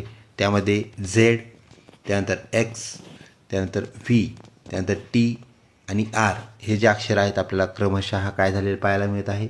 यामध्ये 2चा फरक आलेला पाहायला मिळत आहे. म्हणजे झेड आणि एक्स यामध्ये एक अक्षर कमी आहे. म्हणजे ते काय डायरेक्ट स्प्लिट आपल्याला अक्षर झालेलं पाहायला मिळत आहे. म्हणजेच 2 अक्षरामध्ये एक अक्षर आपल्याला गाळ झालेलं पाहायला मिळत आहे. फक्त ते उलट्या क्रमाने आहे. म्हणजे 26 ते 1 आपण जी केलेली नंबरिंग असणार आहे ते आपल्याला इथे उपयुक्त आहे. तर झेड आणि एक्स या दरम्यान असणारं मिस असलेलं अक्षर वाय आपल्याला पाहायला मिळतं. एक्स व्ही यामध्ये पण एक अक्षर कमी झालेलं आहे. त्यानंतर व्ही टी यातसुद्धा एक अक्षर कमी आहे. त्यानंतर टी आणि आर यामध्ये झालेलं कमी अक्षर. तर आरच्या मागे जे अक्षर असेल ते आपल्याला सोडून द्यायचं आणि त्याच्या अगोदर असणारं जे अक्षर आहे ते आपलं करेक्ट उत्तर होय. तर ऑप्शन्स जे आपले इथे दिलेले आहेत त्यामध्ये पी क्यू एस आणि एम हे आपल्याला पाहायला मिळतात. तर आरच्या पाठीमागे असणारं जे अक्षर आहे ते अक्षर म्हणजेच आपल्याला क्यू पाहायला मिळतो. परंतु आपल्याला क्यू हे आपलं उत्तर असणार नाही. कारण प्रत्येक वेळेस इथं एक अक्षर काय झालेलं आहे, कमी झालेलं आहे. तर क्यूच्या पाठीमागे असणारं रिवर्स असणारं जे अक्षर आहे ते आपल्याला पाहावं लागेल आणि ते आपल्या परिचयाचं आहे ते म्हणजेच पी. तर ऑप्शनमध्ये आपल्याला पी आपलं उत्तर शोधावं लागेल जे की क्रमांक 1ला आहे. ऑप्शन 1 पी करेक्ट उत्तर होय. पुढचा प्रश्न, एका सांकेतिक भाषेत MAN मॅन हा शब्द 30 असा लिहितात तर त्याच भाषेत टॉय म्हणजेच TOY हा शब्द कसा लिहिला जाईल. तर मॅन हा शब्द जो तयार झालेला आहे आपल्याला माहीत आहे एम जे अक्षर आहे ते आहे 13 क्रमांकाला. त्यानंतर पुढचं जे अक्षर आहे तर ते आहे ए जे की 1 क्रमांकाचं अक्षर आहे आणि एन जे अक्षर आहे ते आहे 14 क्रमांकाला. म्हणजेच आता आपल्याला जे तयार झालेलं आहे. विद्यार्थी मित्र, यासाठी आपल्याला परत आपल्या चार्टवरती एकदा जावं लागेल. तर एका भाषेत सांकेतिक भाषेत मॅन हा शब्द 30 ऐवजी तो 28 असा लिहिला जातो. तर त्याच भाषेत आपल्याला TOY टॉय हा शब्द कसा लिहिता येईल असा हा विचारलेला प्रश्न. तर मॅनमध्ये आपल्याला जे आहे ते जे अक्षर आहे ते आपल्याला क्रमांक 13ला असलेलं पाहायला मिळतं. त्यानंतर असणारं दुसरं अक्षर ए जे आहे ते क्रमांक 1ला आहे आणि यन जे अक्षर आहे ते आहे 14 क्रमांकाला. म्हणजेच आता इथं तिघांची बेरीज केलेली आहे. तर 13 अधिक 1 म्हणजेच एमचं 13 आणि एचं 1 ते झाले 14 आणि आपल्याला ह्याची परत 14 अधिक यन याचे 14 अंक म्हणजेच आपल्याला 14 अधिक 14 ते झाले 28. तर हे झालं 28 म्हणजेच मॅन तयार झाला.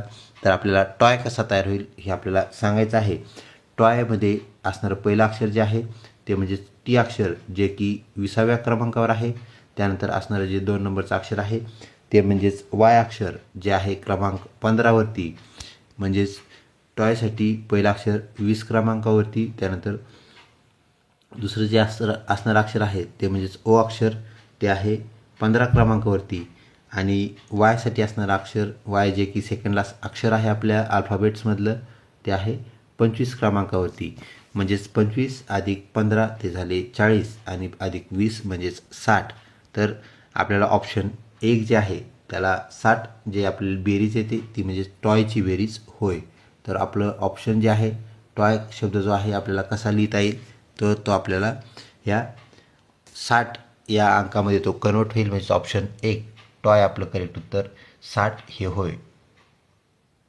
पुढचा प्रश्न नातेसंबंध म्हणजेच ब्लड रिलेशन या घटकामधून अ ही बची बहीण आहे. अ ही बची बहीण आहे. त्यानंतर क हा बचा भाऊ आहे. त्यानंतर ड हा कचा मुलगा आहे. तर अ जे डशी नाते काय तर अ व ब हे काय आहेत बहीण भाऊ आहेत. त्यानंतर क हा बचा मुलगा आहे म्हणजे तो बचा मुलगा आहे कोण तर क. त्यानंतर बचा भाऊ आहे आणि ड हा त्याचा काय आहे कचा मुलगा. तर यांचं नातं असणारं जे आहे ते आपल्याला सांगायचं आहे. तर यामध्ये आपण पाहू शकता अ जे आहे ही बची बहीण आहे म्हणजे अ ब बहीण भाऊ आहेत. त्यानंतर क हा बचा भाऊ आहे म्हणजे तिघजण भाऊ बहीण आहेत म्हणजेच अ त्यानंतर ब आणि त्यानंतर क हे तिघजण काय आहेत बहीण भाऊ आहेत. पैकी ह्याच्यामध्ये अ मुलगी आहे म्हणजेच ती काय आहे बची बहीण आहे. तर ती कची सुद्धा बहीण आहे. आता कचा जो मुलगा आहे तो आहे ड. कचा मुलगा म्हणजेच काय असणार आहे तर ह्या बहिणीचा काय आहे तो भाचा आहे. बहिणीचा भाचा म्हणजेच काय तर या आपल्याला नातं जे विचारलेलं आहे तर अचे डशी नाते काय तर अचे डशी नाते ती कोण असणार आहे त्याची वडिलांची बहीण. आपल्याला माहीत आहे डच्या वडिलांची बहीण म्हणजेच ती वडिलांची बहीण असते आत्या. तर ऑप्शन जे आहे 2 आत्या आपलं करेक्ट उत्तर होय. पुढचा प्रश्न विद्यार्थी मित्रो, एका माणसाने 200 रुपयाची वस्तू 250 रुपयांना विकली तर त्याला किती टक्के नफा झाला. अशा प्रकारचे साधारण गणित आपल्याला आपल्या बीएड सीईटीमध्ये विचारले जातात.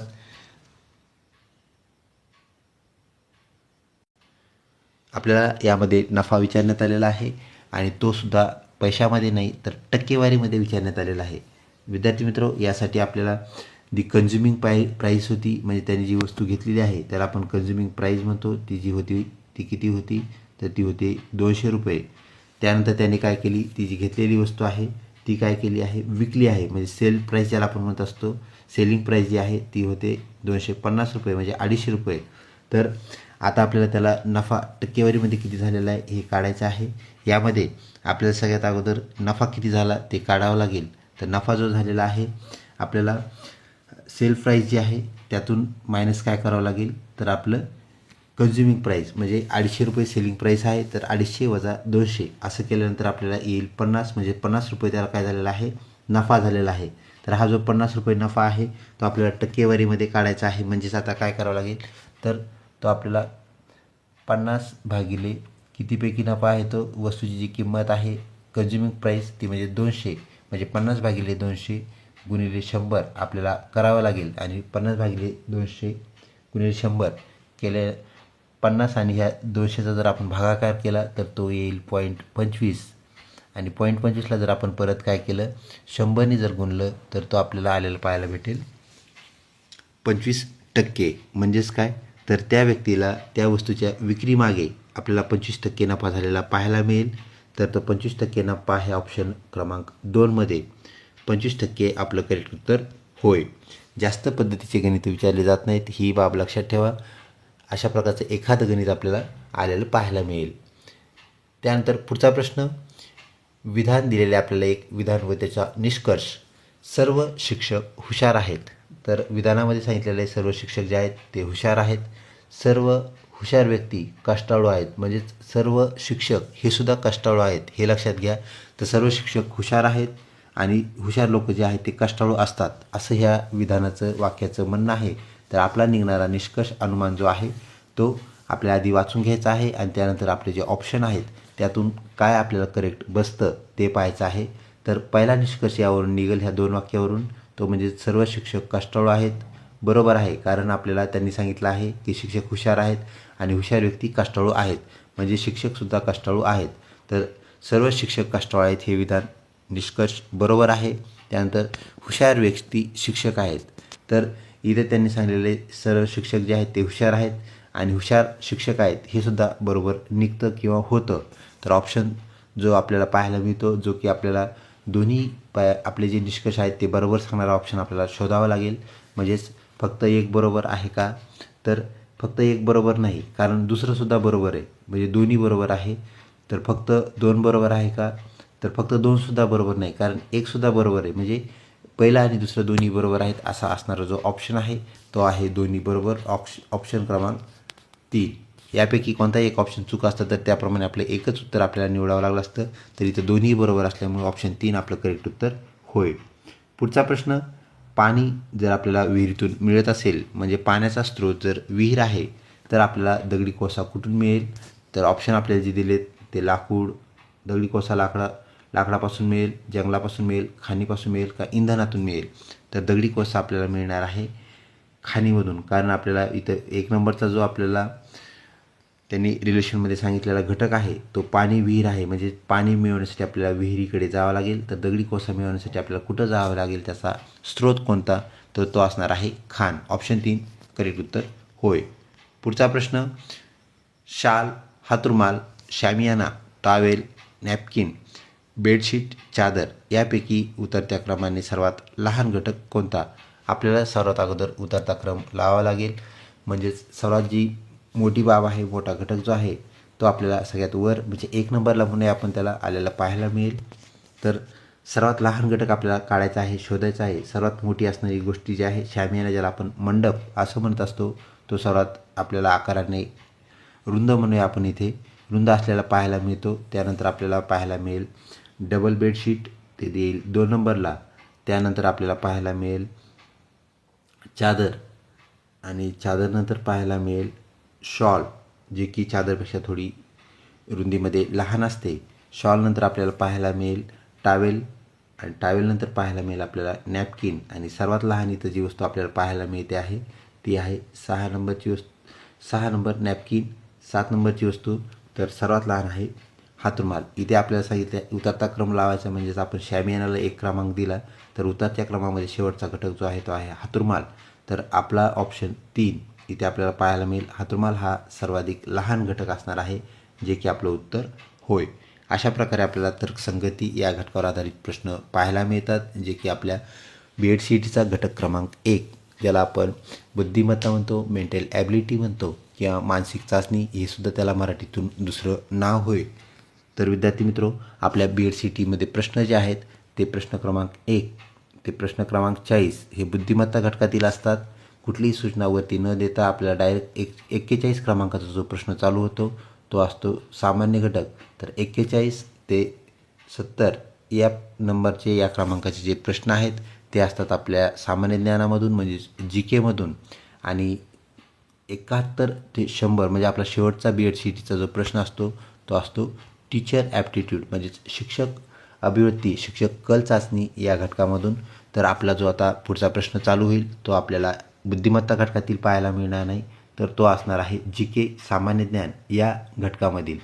पहिला प्रश्न सामान्य ज्ञान या घटकातून, जो की आपल्या 100 प्रश्नाच्या सराव प्रश्नपत्रिकेतले जो पुढचा प्रश्न आहे, मराठी भाषेचे पाणिनी कोणास म्हणतात. तर ऑप्शन 1 दादोबा पांडुरंग तर्खडकर आपलं करेक्ट उत्तर होय. बाळशास्त्री जांभेकर हे या नाव आपल्या परिचयाचं आहे. तर आपण त्यांना दर्पणकार असं म्हणूनही ओळखतो, ज्यांनी दर्पण नावाचं आपल्याला वृत्तपत्र सुरू केलेलं पाहायला मिळतं. पुढचा प्रश्न, भारताचे पहिले उपराष्ट्रपती कोण होते? तर भारताचे पहिले उपराष्ट्रपती म्हणजेच ऑप्शन 2 डॉक्टर सर्वपल्ली राधाकृष्णन आपलं करेक्ट उत्तर. तर डॉक्टर राजेंद्र प्रसाद हे आपले भारताचे पहिले राष्ट्रपती होते. ही बाब या अनुषंगाने आपण लक्षात ठेवावी. व वल्लभभाई पटेल म्हणजे सरदार वल्लभभाई पटेल हे आपले पहिले गृहमंत्री, ही बाब आपण या अनुषंगाने लक्षात ठेवावी. तसेच डॉक्टर सर्वपल्ली राधाकृष्णन जे आहेत ते भारताचे दुसरे राष्ट्रपती, ही बाब या अनुषंगाने आपण लक्षात ठेवावी. दुसऱ्यांदा ते राष्ट्रपती बनले, अगोदर ते उपराष्ट्रपती होते. त्यानंतर पुढचा प्रश्न, मिसाईल मॅन ऑफ इंडिया कोणाला म्हणतात? पृथ्वी अर्जुन यासारखे क्षेपणास्त्र तयार करणारे डॉक्टर APJ अब्दुल कलाम यांना आपण मिसाईल मॅन ऑफ इंडिया असं म्हणत असतो. ऑप्शन 2 आपलं करेक्ट उत्तर होय. पुढचा प्रश्न, कोणत्या शहराला भारताचे प्रवेशद्वार म्हणतात? भारताचे प्रवेशद्वार कोणतं? तर ऑप्शन 3 मुंबई करेक्ट उत्तर होय. पुढचा प्रश्न, भारतातील सर्वात लांब नदी कोणती? तर जिची लांबी 2525 म्हणजेच 2525 किलोमीटर आहे अशी गंगा नदी ही भारत देशातील सर्वात लांब नदी आहे. तर ब्रह्मपुत्रा ही नदी भारत देशातील सर्वात रुंद नदी आहे. ही बाब या अनुषंगाने आपण लक्षात ठेवावी. भारतातली रुंद नदी ब्रह्मपुत्रा. तर दक्षिण भारतातली सर्वात लांब नदी म्हणजेच गोदावरी नदी, ही बाब या अनुषंगाने आपण लक्षात ठेवावी. 1450 म्हणजे 1450 इतकी त्या नदीची लांबी आहे गोदावरी नदीची, जिचा उगम महाराष्ट्रातील त्र्यंबकेश्वर येथून आपल्याला झालेला पाहायला मिळतो. तर भारतातील सर्वात लांब नदी ऑप्शन 2 गंगा नदी करेक्ट उत्तर होय. विसावा हा काव्यसंग्रह कोणाचा आहे? तर ऑप्शन 1 वि. स. खांडेकर. विसावा यावरून आपण ते लक्षात ठेवावं. तर वि. स. खांडेकरचा विसावा हा काव्यसंग्रह होय, जो की अतिशय प्रसिद्ध असणारा काव्यसंग्रह आहे. पुढचा प्रश्न, महाराष्ट्र राज्याची स्थापना कधी झाली? म्हणजे इस्टॅब्लिशमेंट ऑफ महाराष्ट्र स्टेट कधी आहे हे आपल्याला सांगायचं आहे. तर 1 मे 1960 रोजी महाराष्ट्र राज्य स्थापन झालं. म्हणूनच आपण 1 मे हा महाराष्ट्र दिन म्हणून साजरा करतो. ही बाब या अनुषंगाने आपण लक्षात ठेवावी. 1 मे महाराष्ट्र दिन, 1 मे 1960 हे महाराष्ट्र राज्याची स्थापना दिन होय. तर 15 ऑगस्ट 47 रोजी भारत देश स्वतंत्र झाला. 26 जानेवारी 49ला आपलं जे संविधान आहे याशी निगडीत असलेली ती डेट आपल्याला पाहायला मिळते. तर 17 सप्टेंबरला आपल्याला मराठवाडा मुक्तीसंग्राम दिन पाहायला मिळतो. त्यानंतर पुढचा प्रश्न, शिक्षण हे वाघिणीचे दूध आहे असे कोणाचे उद्गार आहे, कोणी म्हटले आहे? असा हा प्रश्न. Option 2 doctor Babasaheb Ambedkar correct उत्तर होय. सध्याचे भारताचे आपल्याला शिक्षण मंत्री कोण आहेत? म्हणजेच भारताचे विचारल्यानंतर एक लक्षात ठेवायचं प्रश्न आहे तो केंद्रीय, म्हणजे सध्याचे केंद्रीय शिक्षा मंत्री किंवा शिक्षण मंत्री कोण आहेत असा हा प्रश्न. तर ऑप्शन 1 जे आहे ते आपलं करेक्ट उत्तर आहे. श्री धर्मेंद्र प्रधान आपले भारताचे शिक्षण मंत्री आहेत. ऑप्शन 1 करेक्ट उत्तर होय. पुढचा प्रश्न, ज्ञानपीठ पुरस्कार मिळवणारे पहिले महाराष्ट्रीयन व्यक्ती कोण? म्हणजे सर्वप्रथम ज्ञानपीठ पुरस्कार महाराष्ट्रामध्ये कोणाला मिळाला? तर तो आहे ऑप्शन 1 वि. स. खांडेकर यांना ज्ञानपीठ, ज्याला आपण साहित्यातील नोबेल प्राईज असंही म्हणतो. हे लक्षात ठेवा, साहित्यातील नोबेल प्राईज कोणत्या पुरस्कारास गणले जाते असा जर प्रश्न आला तर त्याचं उत्तर आहे ज्ञानपीठ. ऑप्शन 1 वि. स. खांडेकर करेक्ट उत्तर होय. पुढचा प्रश्न, राज्यसभेचे पदसिद्ध अध्यक्ष कोण असतात? तर आपले भारताचे जे उपराष्ट्रपती असतात ते राज्यसभेचे अध्यक्षसुद्धा असतात. ऑप्शन 3 उपराष्ट्रपती करेक्ट उत्तर होय. भारतातील सर्वाधिक म्हणजेच सर्वात मोठी सार्वजनिक बँक कोणती? ती आहे ऑप्शन 2 SBI. 7500पेक्षा जास्त शाखा असणारी ही बँक आपल्याला पाहायला मिळते. तर ती सार्वजनिक क्षेत्रातली आपल्याला सर्वात मोठी बँक असलेली भारतामध्ये पाहायला मिळते. ऑप्शन 2 करेक्ट उत्तर होय. पुढचा प्रश्न, कोवळ्या सूर्यप्रकाशामुळे मानवाला म्हणजेच आपणाला कोणते जीवनसत्व मिळते? तर ऑप्शन ड जीवनसत्व ड आपल्या त्वचेमध्ये मेलॅनिन नावाचा जो पदार्थ असतो ज्याला आपण मेलॅनिन, तर मेलॅनिन जो आहे तो आपल्या त्वचेला रंग देण्याचं सुद्धा काम करतो. याच्या मदतीने आपल्याला व्हिटॅमिन डी आपल्या शरीरामध्ये तयार झालेलं पाहायला मिळतं. ऑप्शन 4 ड करेक्ट उत्तर होय. महाराष्ट्राचे राज्यपाल सध्या कोण आहेत? तर ऑप्शन 4 आचार्य देवव्रत करेक्ट उत्तर होय. विद्यार्थी मित्र, भगतसिंह कोश्यारी यांच्यानंतर आपल्याला रमेश बैस यांची निवड आपल्या राज्यपालपदी झालेली पाहायला मिळाली. त्यानंतर सी पी राधाकृष्णन हे आपल्याला रमेश बैस यांच्यानंतरचे राष्ट्रपती म्हणून राष्ट्रपती नाही सॉरी तर राज्यपाल म्हणून लाभले. आणि विद्यार्थी मित्र, आपणास माहीत आहे की आता त्यांची नियुक्ती उपराष्ट्रपतीपदी झाली आहे. त्यामुळे आचार्य देवव्रत यांची आपल्याला राज्यपालपदी निवड झालेली पाहायला मिळते. तर ऑप्शन 4 आपलं करेक्ट उत्तर होय. पुढचा प्रश्न, कोणत्या तीर्थक्षेत्रास दक्षिण काशी असे संबोधले जाते, म्हटले जाते? तर पैठण या तीर्थक्षेत्रास दक्षिण काशी नावाने ओळखण्यात येते. ऑप्शन 3 करेक्ट उत्तर होय. पुढचा प्रश्न, राष्ट्रपती पदाच्या निवडणूक लढवण्यासाठी वयाची किती वर्ष पूर्ण असावी लागते? आपल्याला जर राष्ट्रपती निवडणूक लढवायची असेल तर आपलं वय किती असायला पाहिजे? कमीत कमी वय विचारलेलं आहे, ज्याला आपण किमान वय असं म्हणत असतो. तर ऑप्शन जो आहे 1 35 वर्ष किमान वय असणं गरजेचं आहे. आपल्याला जर विधानसभा सदस्य म्हणजेच आमदार व्हायचं असेल तर 25 वर्ष आपली वयाची पूर्ण झालेली असावी लागतात. त्यानंतर आपल्याला जर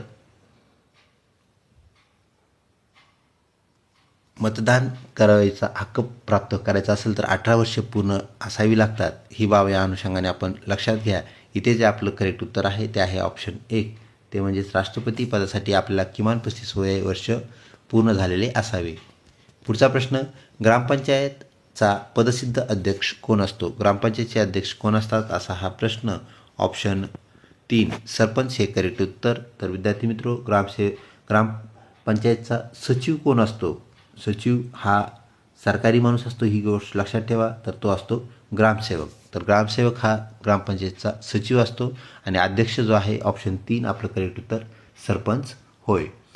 मध्य प्रदेश राज्याची राजधानी कोणते शहर आहे? तर ऑप्शन 1 भोपाळ आपलं करेक्ट उत्तर आहे. मुंबई ही राजधानी जी आहे ती महाराष्ट्राची आहे.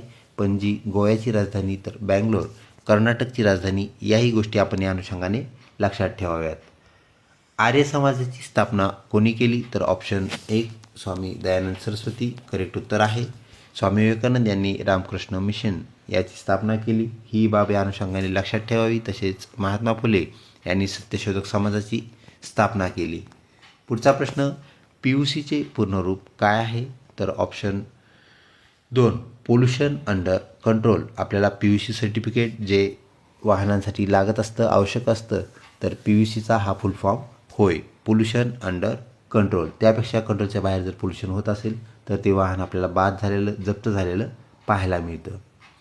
महाराष्ट्रात कोणत्या संतांची भारुडे प्रसिद्ध आहेत? ज्यांना भारुडकार अशा नावाने ओळखतो, म्हणजेच भारुडाची सुरुवात कुणी केली असाही हा प्रश्न. तर संत एकनाथ यांची भारुडे आपल्याला प्रसिद्ध असलेली पाहायला मिळते, ज्यांचं जन्मगाव पैठण हे आहे, ज्याला आपण दक्षिण काशी म्हणतो, जे आपण आत्ताच वरील प्रश्नामध्ये पाहिले. व्हिडिओ आवडत असल्यास नक्कीच लाईक करा. तसेच चॅनलला सबस्क्राईब केलं नसेल तर कृपया सबस्क्राईब करा. वाहनाशी निगडीत फास्टॅग प्रणालीचा वापर कुठे केला जातो? फास्टॅग जे आपण वापरत असतो वाहनांसाठी, चारचाकी वाहनासाठी, तर त्याचा वापर कुठे होतो असा हा प्रश्न. Option 1 petrol pump. तर पेट्रोल पंपावर आपल्याला फास्टॅगची गरज नसते. त्यानंतर आहे टोल नाका, त्यानंतर आहे विमानतळ आणि त्यानंतर बस स्थानक. तर आपण फास्टॅग जो वापरतो ऑप्शन 2 टोल नाका करेक्ट उत्तर होय. टोल नाक्यावरती आपण फास्टॅगद्वारे काय करत असतो, तर आपलं टोल नाक्याचं पेमेंट करत असतो. ऑप्शन 2 करेक्ट उत्तर होय. पाणी निर्जंतुक करण्यासाठी कोणता पदार्थ वापरतात? तर काळे मीठ, तुरटी, BHC यापैकी नाही. ऑप्शन 2 तुरटी करेक्ट उत्तर होय. पाणी निर्जंतुक करणे म्हणजेच पाण्यातील जंतू मारणे असा त्याचा अर्थ होय. तर तुरटीमध्ये असणारा जो घटक आहे तो घटक हे काम केलेलं आपल्याला पाहायला मिळतो. तो म्हणजे त्यामध्ये असणारे जे घटक कण असतात ते घटक कण काय करतात, तर जी धूळ आहे ज्याला आपण डस्ट म्हणतो किंवा आपण गाळ म्हणतो, त्या गाळीला ते खाली नेण्याचं, सेटल डाऊन करण्याचं काम करतात. विद्यार्थी मित्र, इथे जो ऑप्शन आपल्याला ब्लिचिंग पावडर आहे तो इथे अगोदर यापैकी नाही असा पाहायला मिळाला होता. तर पाणी निर्जंतुक करण्यासाठी आपण दिलेला जो ऑप्शन होता यापैकी नाही करेक्ट उत्तर होतं. तर यापैकी नाही ऐवजी उत्तर काय आहे ते आपण एडिट केले. आत्ता आपण पाहिलं असेल तर ब्लिचिंग पावडर जे आहे, ब्लिचिंग पावडरमध्ये असणारा जो घटक आहे तो म्हणजेच क्लोरीन. तर क्लोरीन हा जो घटक आहे तो एक विषारी वायू आहे. ह्या घटकामुळे आपल्याला जे पाणी असतं त्यातील जंतू मेलेले पाहायला मिळतात. म्हणजे ते निर्जंतुक करण्याचं काम तुरटीचं नाही तर ते आहे ब्लिचिंग पावडरचं. तर ब्लिचिंग पावडर हे आपलं करेक्ट उत्तर होय. उत्तरामध्ये आपण करेक्शन करून घ्यावं. तर तुरटी हे पाणी याचा गाळ सेटल करण्यासाठी वापरलं जातं, तर निर्जंतुक करण्यासाठी मात्र आपल्याला ब्लिचिंग पावडर वापरावं लागतं. BHC हा एक घातक पदार्थ आहे ज्याला आपण बेन्झीन हायड्रोकार्बन असं म्हणत असतो. तर बेन्झीन हायड्रोकार्बन एक विषारी पदार्थ असल्यामुळे तो आपण पाण्यात टाकणार नाही. तर पाण्यात आपण टाकत असतो ब्लिचिंग पावडर किंवा तुरटी. तर तुरटी आपण ती फिरवत असतो. तुरटी फिरवल्यामुळे त्यातील गाळ सेटल डाऊन होतो आणि पाणी आपल्याला नितळ झालेले पाहायला मिळते. तसेच ब्लिचिंग पावडरमुळे काय होते तर त्यातले जंतू जे आहेत ते आपल्याला निर्जंतुक झालेले पाहायला मिळतात. आणि ब्लिचिंग पावडरची जर क्वांटिटी जास्त झाली तर आपल्याला ह्याचे दुष्परिणामसुद्धा पाहायला मिळतात. जसं की आपल्याला नॉझिया होणे. नॉझिया हा शब्द आपल्या ओळखीचा आहे, त्याला आपण मळमळणे असं म्हणत असतो. तर ब्लिचिंग पावडर जास्त झाल्यानंतर पाण्याचा उग्र वास येतो आणि आपल्याला मळमळल्यासारखं वाटतं. तर ऑप्शन 4 पाणी निर्जंतुक करणे ब्लिचिंग पावडर होय. पुढचा प्रश्न, आसाम राज्याचे लोकनृत्य जे आहे ते कोणते आहे? तर आसाम राज्याचे लोकनृत्य जे आहे ते आहे बिहू. आणि बिहू नावाचा सणसुद्धा आसाम राज्यामध्ये साजरा करण्यात आलेला आपल्याला पाहायला मिळतो. तर तो सणसुद्धा आहे आणि नृत्यसुद्धा आहे, ही बाब आपण लक्षात ठेवावी. पुढचा प्रश्न, लाल महल कोठे स्थित आहे? तर लाल महल जो आहे तो ऑप्शन 4 पुणे येथे स्थित आहे. लाल महल आणि लाल किल्ला यात आपण कन्फ्यूज होऊ नये. लाल किल्ला जो आहे तो दिल्ली येथे स्थित आहे, तर लाल महल हा पुणे येथे स्थित आहे. ऑप्शन 4 करेक्ट उत्तर होय. महाराष्ट्राच्या पहिल्या महिला उपमुख्यमंत्री कोण आहेत? तर ऑप्शन 1 सुनेत्रा पवार करेक्ट उत्तर होय. पुढचा प्रश्न, संसदेचे वरिष्ठ सभागृह कोणते असते? तर संसदेचे वरिष्ठ सभागृह हे राज्यसभा असते. तर लोकसभा हे कनिष्ठ सभागृह, ही बाब या अनुषंगाने आपण लक्षात ठेवावी.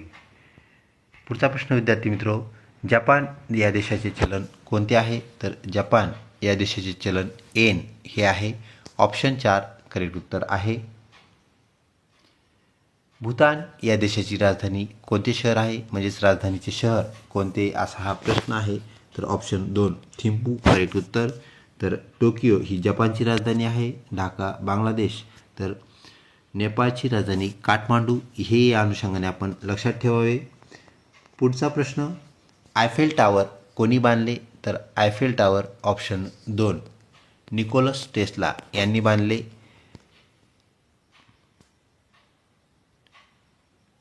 यानंतरचा पुढचा प्रश्न क्रमांक 71 जो की टीचर ॲप्टिट्यूड या घटकामधून आहे. वर्गात शिस्त राखण्यासाठी तुम्ही काय कराल? विद्यार्थ्यांना शिक्षा कराल, शिकवण्यात रस निर्माण कराल, मॉनिटरला सांगाल आणि पालकांना बोलवाल. विद्यार्थी मित्र, ऑप्शन 2 जो आहे, शिकवण्यात आपण जर रस तयार केला, रस निर्माण केला तर विद्यार्थी आपोआपच काय करतील? शिस्त पाळतील. म्हणजेच ते शांत होतील व आपल्याला अधिकच्या बाबी करण्याची आवश्यकता पडणार नाही. ऑप्शन 2 शिकवण्यात रस निर्माण करणे, ज्याने की अध्यापन म्हणजे शिकवणं सुलभ होईल, सोयीस्कर होईल. पुढचा प्रश्न, एखादा विद्यार्थी गृहपाठ करून आला नाही तर आपण काय करावे? तर त्याला वर्गाबाहेर काढणे ही चुकीची बाब आहे. त्याला कारण विचारून मदत करणे, त्याचा अपमान करणे आणि त्याकडे दुर्लक्ष करणे. तर आपण सर्व उत्तरे पर्याय जे आहेत ते तपासल्यानंतरच आपलं उत्तर जाहीर करायचं आहे, म्हणजे ते ठरवायचं आहे. तर ऑप्शन 2 कारण विचारावं लागेल आपल्याला त्याला की तू गृहपाठ का नाही केला, आणि त्याप्रमाणे त्याला गृहपाठ करण्यास मदत करणे म्हणजेच काय तर त्याला विचारून मदत करणे आपलं करेक्ट उत्तर होय. आता अजून एक बाब लक्षात ठेवा, जे उत्तर आपल्याला मॅक्झिमम पॉझिटिव्हनेसकडे नेतं ते आपलं उत्तर यामध्ये असलेलं आपल्याला पाहायला मिळतं. आणि शिक्षकाचा दृष्टिकोन हा धनात्मक असावा या अनुषंगाने आपले जास्त मोस्ट पॉझिटिव्ह जे उत्तर आहेत ते आपण निवडणं गरजेचं आहे, ही बाब आपण लक्षात ठेवा. आधुनिक काळात शिक्षकाची भूमिका काय असायला पाहिजे? शिक्षक हुकमशहा असायला पाहिजे, म्हणजे माझंच ते खरं असं म्हणणारं असायला पाहिजे, तर ते चुकीचं आहे.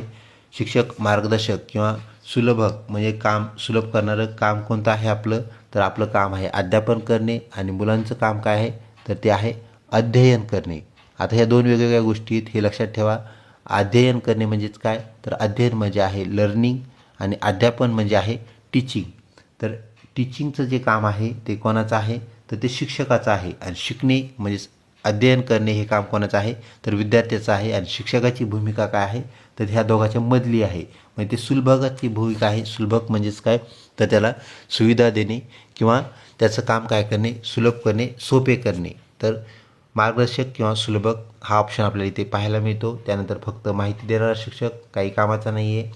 कडक शिस्त लावणारा शिक्षक, नुसती कडक शिस्तच काही कामाची नाही, तर तो एक सुलभक असावा, मार्गदर्शक असावा, जेणेकरून विद्यार्थ्याला शिकण्यामध्येच म्हणजे लर्निंगमध्ये उत्साह राहील व त्याच्यामध्ये रस निर्माण होईल. ऑप्शन 2 करेक्ट उत्तर होय. तुमच्या मते प्रभावी अध्यापन आत्ताच आपण पाहिलेलं आहे, ज्याला आपण टीचिंग म्हणतो.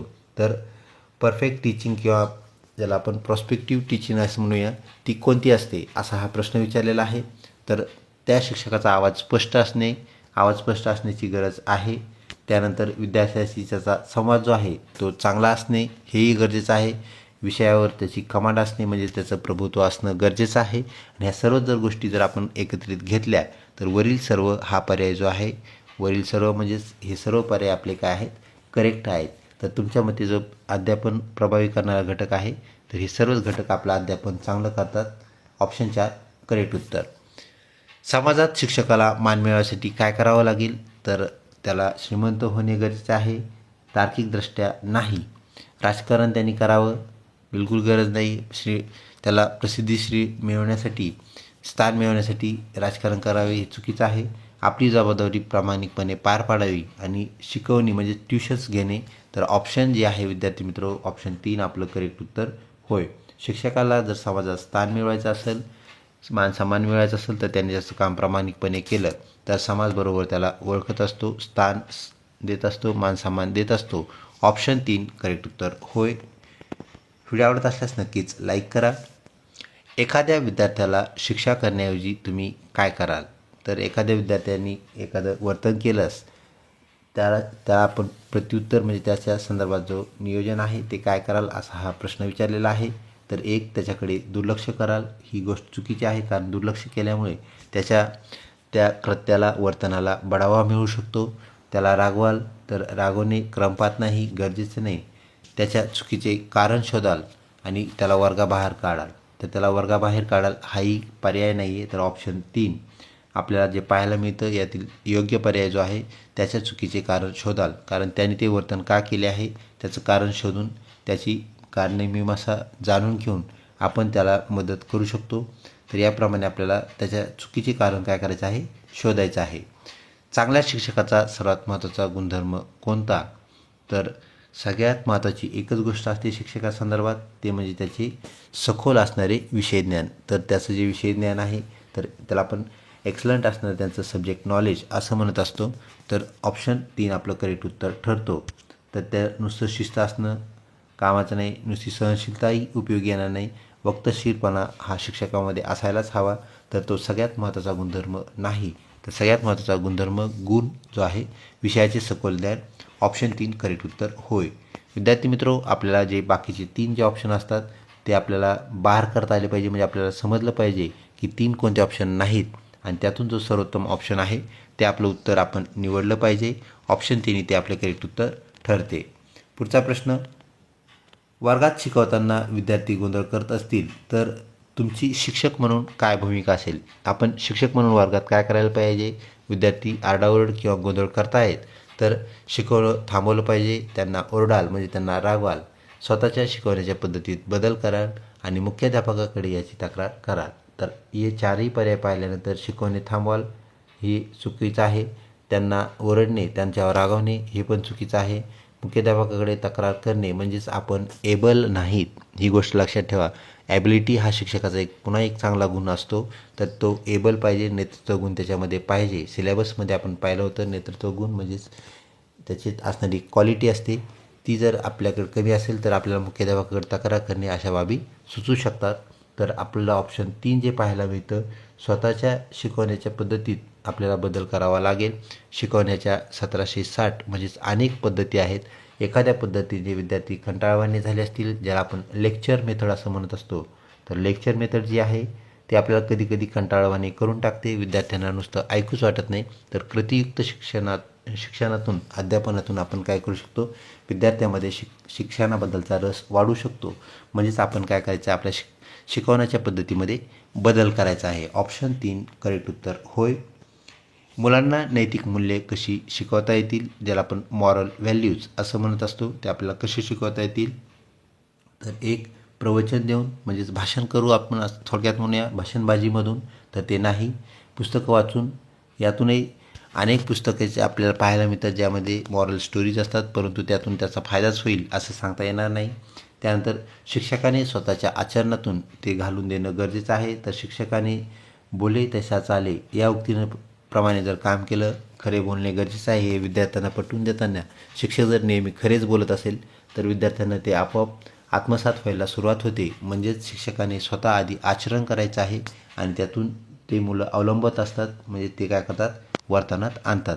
तर चित्रपट दाखवून हाही पर्याय आपल्याला नेहमी उपयोगी येणार नाही. म्हणजेच ऑप्शन 3 आपलं करेक्ट उत्तर होय.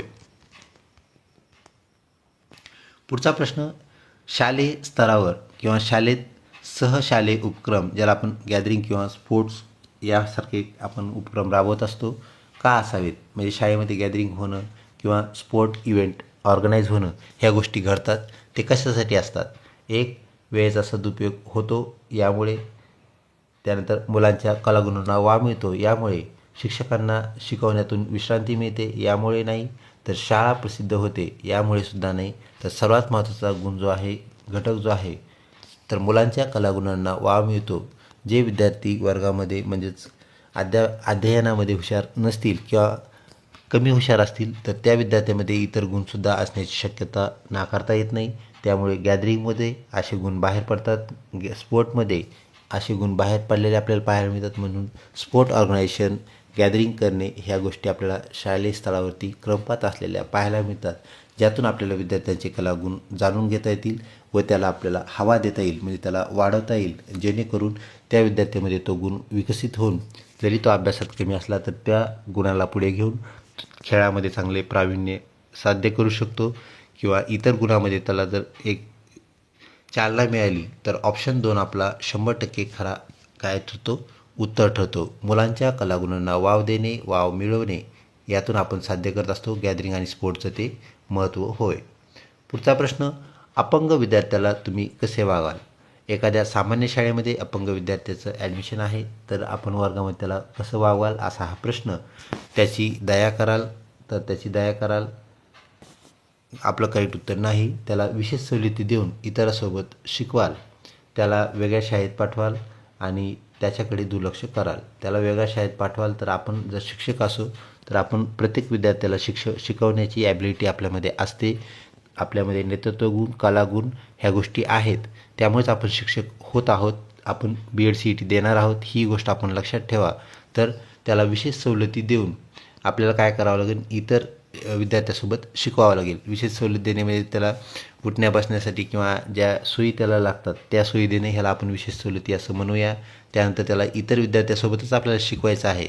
त्याला असं वेगळं म्हणायचं नाही की तो अपंग आहे किंवा अशा प्रकारचं न करता आपल्याला त्याला सवलती देऊन इतरांसोबत शिकवणे हे सामान्य शाळा जी असते, साधारण शाळा आपण म्हणूया. BEdसुद्धा आपण जे करणार आहात विद्यार्थी मित्र, हे लक्षात ठेवा, आपण सामान्य BEd करणार आहात. म्हणजेच सामान्य BEd म्हणजेच काय, ज्याला आपण जनरल BEd म्हणतो. तर जनरल BEdमध्ये सर्व विद्यार्थी आपल्यासमोर शिकवण्याच्या वेळेस येणार आहेत. त्यामध्ये सर्व काही विद्यार्थी हुशार असतील, काही मध्यम हुशार असतील, काही अतिहुशार असतील. तर हे सर्व प्रकारचे विद्यार्थी आपल्याला एकत्रित घेऊन त्यांना शिकवायचं आहे. तर आपण सर्वसमावेशक शिक्षा हिंदीमध्ये म्हणत असतो. तर शिक्षा म्हणजे पनिशमेंट नाही, हे लक्षात घ्या. तर त्याला आपण शिकवणे असं म्हणतो. हिंदीमध्ये त्याला शिक्षा म्हटलं जातं. तर ह्याला सर्वांना घेऊन आपल्यासोबत जायचं आहे, तर विशेष सवलती देऊन आपल्याला त्यांना शिकवणं गरजेचं आहे. म्हणजेच अपंग विद्यार्थ्याला आपण याप्रमाणे शिकू. तर त्याला आपण वेगळ्या शाळेत जा, तर वेगळी शाळा म्हणजेच काय, तर तोही बी एड प्रकार आपल्या परिचयाचा आहे, ज्याला आपण काय म्हणत असतो, स्पेशल बी एड म्हणत असतो. स्पेशल बी एड जे आहे त्यामध्ये आपल्याला माहीत आहे, स्पेशल बी एडमध्ये जे आपले बंधू भगिनी असतात, त्यामध्ये मूकबधीर असतील, मुके असणारे मुलं असतील, बधीर असणारे म्हणजे कानांनी ऐकू न येणारे मुलं असतील, अंध विद्यार्थी असतील, तर या विद्यार्थ्यांसाठी काही स्पेशल शाळासुद्धा असतात. त्याचं स्पेशल बी एडसुद्धा असतं, शिक्षकसुद्धा असतात. त्यालाच आपण वेगळी शाळा असं म्हणतो किंवा स्पेशल स्कूल्स असं म्हणतो. ही बाब आपण लक्षात ठेवा. तर आपण त्याला तिकडं न पाठवता आपण विशेष सवलती देऊन त्याला काय करू शकतो, आपल्याच वर्गामध्ये इतर मुलासोबत शिकू शकतो. ऑप्शन 2 आपले इथं करेक्ट उत्तर ठरते. विद्यार्थ्यामध्ये श्रमप्रतिष्ठा रुजवण्यासाठी तुम्ही काय कराल, तर काम करणं जीवनामध्ये गरजेचं आहे हे आपण पटवून देण्यासाठी काय करायला पाहिजे असा हा प्रश्न. श्रमावर आपण भाषण द्याल, भाषणबाजीने हे शक्य नाही. स्वतः विद्यार्थ्यासोबत काम कराल, हा पर्याय एक आपल्याला पाहायला मिळतो. पुढचे पर्यायसुद्धा आपल्याला पाहावे लागतील. श्रमिकांच्या गोष्टी सांगाल, श्रमिक कसे करतात, त्यांना कशा अडचणी असतात, त्यांचा कसा फायदा असतो हे सांगणे, ती पण भाषणबाजीच झाली. काहीही करणार नाही, काहीही करणार नाही हे पण एक करणे असते, हे लक्षात ठेवा. म्हणजे ते पण एक डिसिजन असतं. म्हणजे इनडिसिजन इज ऑल्सो डिसिजन, ही गोष्ट आपण लक्षात ठेवा. म्हणजेच आपल्याला काय करावं लागेल, तर आपल्याला ॲक्शन मोडमध्ये यावं लागेल. ॲक्शन मोडमध्ये आल्यानंतर आपल्याला काय करावं लागेल, तर स्वतः विद्यार्थ्यासोबत आपल्याला काय करावं लागेल, काम करावं लागेल. एखादा आपण स्वच्छता कॅम्पेन जर ऑर्गनाईज केला तर त्यामध्ये आपल्याला स्वतः झाडून घ्यावं लागेल, विद्यार्थ्यासोबत झाडावं लागेल. त्यावेळेस त्यांना वाटेल की नाही, कामाला प्रतिष्ठा असते आणि त्याप्रमाणे काम कोणतं लहान किंवा मोठं नाही हे आपल्याला त्यांच्यामध्ये काय करता येतं, तर अनुभवता येतं, त्यांना ते सांगता येतं. तर ऑप्शन 2 स्वतः विद्यार्थ्यासोबत काम करणे हे आपलं करेक्ट उत्तर होय.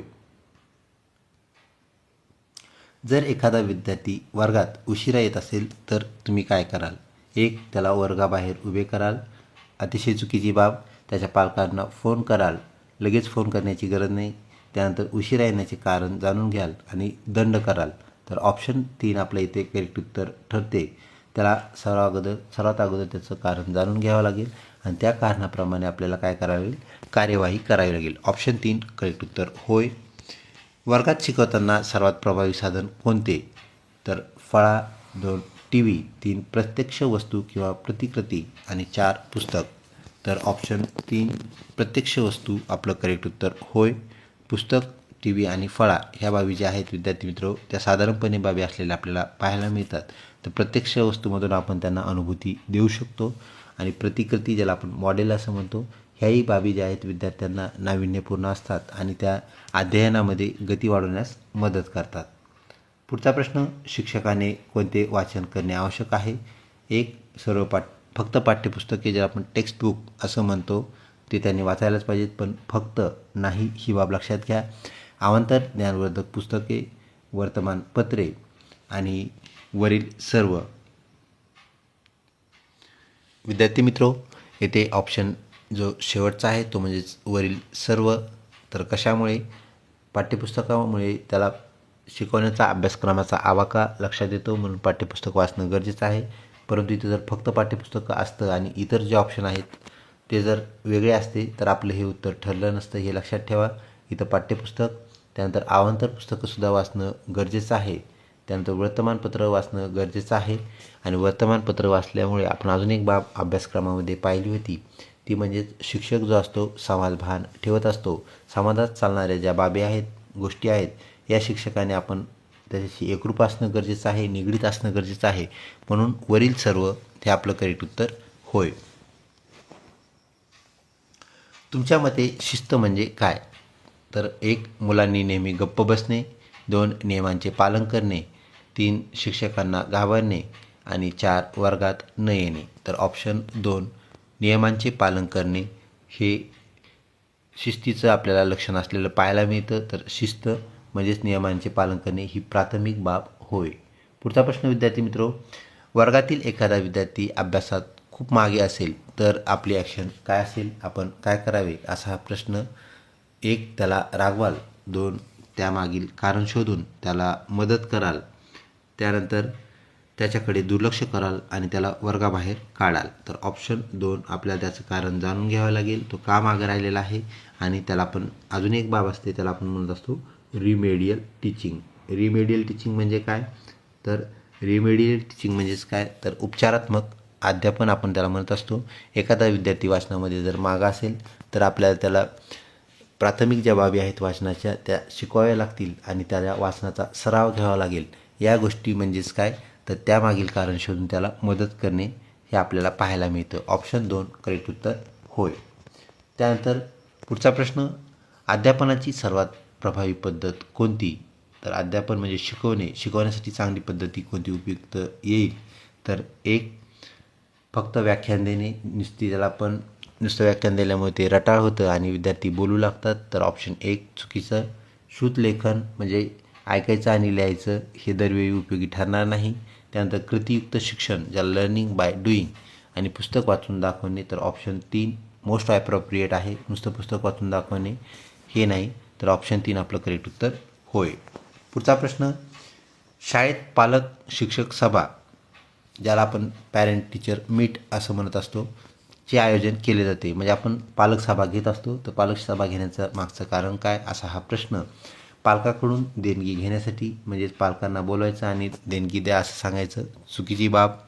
विद्यार्थ्याच्या प्रगतीवर चर्चा करण्यासाठी पालकांना शाळेत बोलावून शिस्त लावण्यासाठी पालकांना शिस्त लावण्याची गरज नसते. वेळ घालवण्यासाठी, तर आपला वेळ खर्च करण्यासाठी म्हणजेच आपल्या ड्युटीचा जो वेळ आहे, कर्तव्याचा जो वेळ आहे त्यात आपण अडथळा बाधक अशा गोष्टी करू नये. तर ऑप्शन 2 जे आपलं आहे ते करेक्ट उत्तर ठरते. तर पाल्याची जी प्रगती आहे ते आपल्याला त्यांना दाखवता येते, सांगता येते, त्यावर चर्चा घडवता येते आणि उपचारात्मक उपाय आपल्याला करता येतात. ऑप्शन 2 करेक्ट उत्तर होय. पुढचा प्रश्न, जर एखादा विद्यार्थी तुमच्या प्रश्नाचे चुकीचे उत्तर देत असेल तर तुम्ही काय कराल? एखादा प्रश्न आपण विचारला आणि विद्यार्थी चुकीचं उत्तर द्यायला लागला तर आपण काय करायचं असा हा प्रश्न. त्याला शिक्षा कराल, चुकीची बाब. दुसऱ्या विद्यार्थ्याला प्रश्न विचाराल, डायव्हर्ट करायची गरज नाही, आपण त्यावरच कॉन्सन्ट्रेट करणं गरजेचं. उत्तरातील चूक समजावून सांगून त्याला उत्तरापर्यंत त्याला न्याल आणि त्याला बसवून टाकाल, म्हणजेच खाली बस असं सांगाल. तर विद्यार्थी मित्र ऑप्शन 3 जे आहे आपलं करेक्ट उत्तर, त्याला आपल्याला उत्तरापर्यंत पोहोचावं लागेल. त्याचं उत्तर कुठं चुकायला आहे त्याला करेक्शन करणं गरजेचं आहे आणि करेक्ट उत्तर आपण सांगणं गरजेचं आहे, म्हणजे त्याला उत्तरापर्यंत न्याल. करेक्ट उत्तर होय. प्रभावी शिक्षकाचा सर्वात मोठा अलंकार कोणता? म्हणजे जो चांगला शिक्षक असतो ज्याला आपण आदर्श शिक्षक म्हणतो तो कशा प्रकारे असतो असा हा प्रश्न. तर ऑप्शन 1 तो कडक शिस्तीचा असतो. कडक शिस्तीचा शिक्षक म्हणजे चांगला शिक्षक ही व्याख्या नाही. नम्रता आणि ज्ञान त्याच्याकडे भरपूर असतं हे उत्तर आपण चेक करूया. त्यानंतर उंच आवाजात जो नेहमी बोलतो, तर उंच आवाजात बोलणे म्हणजे ओरडणे चुकीचं आहे. जो फॅशनेबल कपडे घालतो तोच चांगला शिक्षक चुकीचा आहे. तर साधी राहणी, उच्च विचारसरणी ही बाब आपल्याला पाहायला मिळते. तर शिक्षक जो आहे तो नम्र असणं गरजेचं आहे आणि त्याला भरपूर विषय ज्ञान ज्याला आपण आत्ताच सब्जेक्ट नॉलेज असं म्हटलं होतं ते असणं गरजेचं आहे. ऑप्शन 2 करेक्ट उत्तर होय. वर्गात शिस्त राखण्यासाठी शिक्षकाने काय करावे? विद्यार्थ्यांना मारावे चुकीची गोष्ट. आपले अध्यापन मनोरंजक आणि दर्जेदार करावे. वर्गात शांत बसण्यास ओरडणे आणि वर्गाबाहेर उभे करण्याची शिक्षा मुलांना द्यावी. ऑप्शन 2 आपले अध्यापन आपण मनोरंजक करणं गरजेचं आहे आणि त्यानंतर ते दर्जेदार करणं गरजेचं आहे. या जर गोष्टी केल्या तर विद्यार्थ्यांना आपल्याला तिसरी गोष्ट सांगायची गरज पडत नाही, त्यांना शांत बसवण्याची आपल्याला वेळ येत नाही. ऑप्शन 2 करेक्ट उत्तर होय. पुढचा प्रश्न विद्यार्थी मित्रो, समावेशक शिक्षण इन्क्लुझिव्ह एज्युकेशन ज्याला आपण म्हणत असतो, तर इन्क्लुझिव्ह एज्युकेशन म्हणजे काय? फक्त हुशार विद्यार्थ्यांना शिकवणे ही चुकीची बाब आहे. त्यानंतर सामान्य आणि विशेष गरजा असलेल्या म्हणजेच अपंग मुलांना एकत्रित शिकवणे. त्यानंतर फक्त गरीब मुलांना शिकवणे, शाळेच्या वेळेनंतर शिकवणे. तर विद्यार्थी मित्र ऑप्शन जे इथं आपल्याला दिलेलं आहे ते म्हणजेच ऑप्शन 2 आपलं करेक्ट उत्तर होय. सामान्य विद्यार्थ्यांना पण आपल्याला सोबत घेऊन चालावं लागेल आणि त्यानंतर विशेष गरजा असलेले विद्यार्थी जे स्पेशल एज्युकेशन अंतर्गत येतात परंतु आपल्या शाळेत शिकत आहेत, तर आपल्याच शाळेत आपण त्यांना विशेष गरजा असणारे विद्यार्थी आणि सामान्य विद्यार्थी दोघांनाही एकत्रित घेऊन अध्यापन करणं गरजेचे आहे. त्याच वर्गाला आपण सर्वसमावेशक वर्ग किंवा सर्वसमावेशक शिक्षण असं म्हणत असतो. ऑप्शन 2 करेक्ट उत्तर होय. पुढचा प्रश्न, तुमच्या मते गृहपाठ ज्याला आपण होमवर्क HW या नावाने ओळखलो त्याला दिला पाहिजे, कशामुळे दिला पाहिजे? विद्यार्थ्यांना व्यस्त ठेवण्यासाठी चुकीची बाब. त्यानंतर शिक्षकांचे काम कमी करण्यासाठी चुकीची बाब. शिकलेल्या विषयाचा सराव होण्यासाठी आणि पुढचा जो ऑप्शन आहे पालकांना मुलांच्या अभ्यासाची माहिती होण्यासाठी म्हणजे आपण काय शिकवणं चालू आहे हे आपल्या होमवर्कमधून कळावे यासाठी.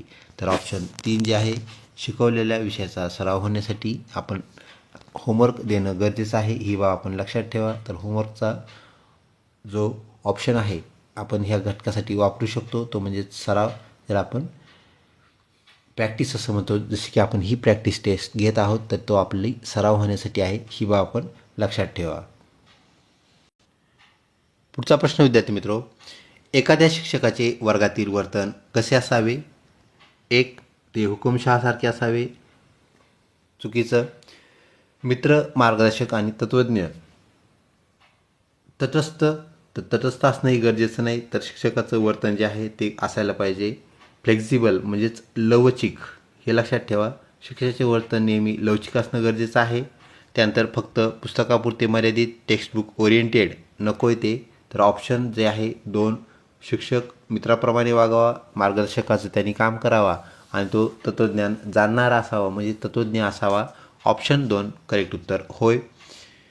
विद्यार्थी शाळेत दांडी मारत असतील ज्याला आपण ॲब्सेंट राहणं म्हणतो म्हणजे विद्यार्थीच्या ॲब्सेंटीज जर आपल्याला पाहायला मिळत असतील तर आपण काय करायला पाहिजे? 1. त्याचं नाव काढून टाकणे ज्याला आपण नाव कमी करणे असं म्हणतो. RTE प्रमाणे आता हे बंद झालेलं आहे ते चुकीचं आहे. कारणे शोधून त्यांना शाळेत येण्यास प्रवृत्त कराल. दंड लावाल म्हणजेच ॲब्सेंट राहिला तर तुम्हाला आर्थिक दंड असा द्यावा लागेल. चुकीची गोष्ट. दुर्लक्ष कराल तर ही चुकीची गोष्ट आहे. तो ॲब्सेंट का राहतोय याचं कारण आपल्याला शोधणं गरजेचं असतं. तर ऑप्शन 2 कारणे शोधून त्यांना शाळेत येण्यास प्रवृत्त करणे गरजेचं आहे. 2 करेक्ट उत्तर होय. पुढचा प्रश्न, वर्गात गोंधळ करणाऱ्या विद्यार्थ्याला तुम्ही कसे हाताळाल? एखादा विद्यार्थी जर वर्गामध्ये धिंगामस्ती करत असेल, धिंगाणा करत असेल तर आपण त्याला कसं हँडल केलं पाहिजे? 1. त्याला शारीरिक शिक्षा द्याल म्हणजेच छडीने त्याला माराल, चुकीची बाब. त्यानंतर त्याला जबाबदारीचे एखादे काम सोपवाल. 3. पालकांना शाळेतून काढून नेण्यास सांगाल. आणि 4. सर्वांसमोर त्याचा अपमान कराल. तर तसं नाही. त्याला आपण जबाबदारीचं जर काम दिलं तर विद्यार्थ्यांना त्याला वाटेल की आपण इतर विद्यार्थ्यांपेक्षा जरा वेगळे आहोत, आपल्याला सन्मान दिला जातो आहे असं जर वाटलं तर तो त्याच्या गोष्टीपासून म्हणजेच गोंधळ घालण्याच्या स्वभावापासून परावृत्त होईल व त्याला इतर विद्यार्थ्यासारखे वागायला आवडेल. तर ऑप्शन 2 आपण त्याला जबाबदारीने एखादे काम देऊन त्याच्याकडून काय करायचं आहे त्याचा गोंधळ करण्याचा जो निर्धार आहे तो कमी करण्याचा प्रयत्न करायचा आहे. थर्ड लास्ट प्रश्न विद्यार्थी मित्रो, शिक्षकाने वर्गात फळ्यावर लिहिताना काय काळजी घ्यावी? तर शिक्षकांनी वर्गात लिहिताना कसं लिहायला पाहिजे ज्याला आपण बोर्ड रायटिंग असं म्हणत असतो. फलक लेखन त्याला आपण मराठीत म्हणतो. वेगाने लिहिणं चुकीचं आहे. वेगाने लिहू नये. विद्यार्थ्याच्या गतीने आपल्याला चालावं लागेल. अक्षरे स्पष्ट आणि वाचनीय असावीत. 3.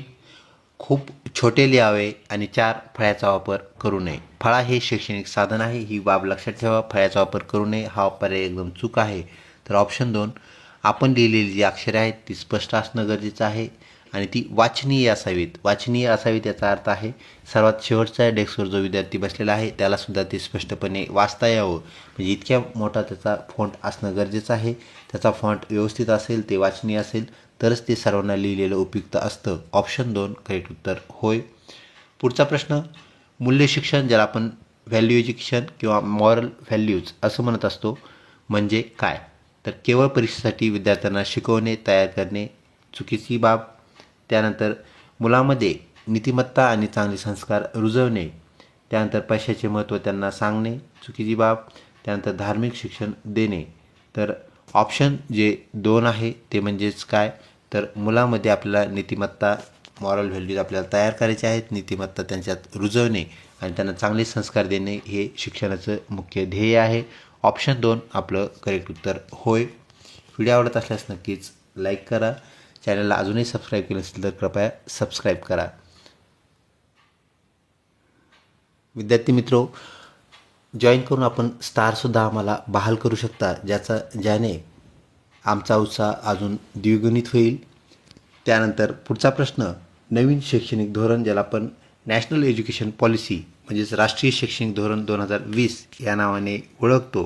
तर यानुसार शिक्षणाचा मुख्य भर कशावर आहे? तर 1. घोकमपट्टी म्हणजे पाठांतर करणे त्याच्यावरती भर नाही. त्यानंतर संकल्पनात्मक स्पष्टता आणि कौशल्य विकास, ज्याला आपण स्किल डेव्हलपमेंट असं म्हणत असतो. त्यानंतर केवळ गुणावर भर देणे, गुण मिळवणे म्हणजेच मार्क मिळवणे हाही NEP 2020चा विषय नाही आहे. त्यानंतर केवळ इंग्रजीवर भर देणे, तर आपण त्रिभाषा सूत्र या 2020च्या NEP धोरणामध्ये स्वीकारलेलं आहे. म्हणजेच फक्त इंग्रजीसुद्धा चालणार नाही. तर ऑप्शन 2 आपलं सकारात्मक असणारं एक उत्तर आपल्याला पाहायला मिळतं, ज्यामध्ये कौशल्य विकासावरती भर देण्यात आला आहे, स्किल डेव्हलपमेंट यावरती भर देण्यात आलेला आहे. ऑप्शन 2 करेक्ट उत्तर होय. आजच्या आपल्या सराव प्रश्नपत्रिकेतील शेवटचा म्हणजेच 100वा प्रश्न.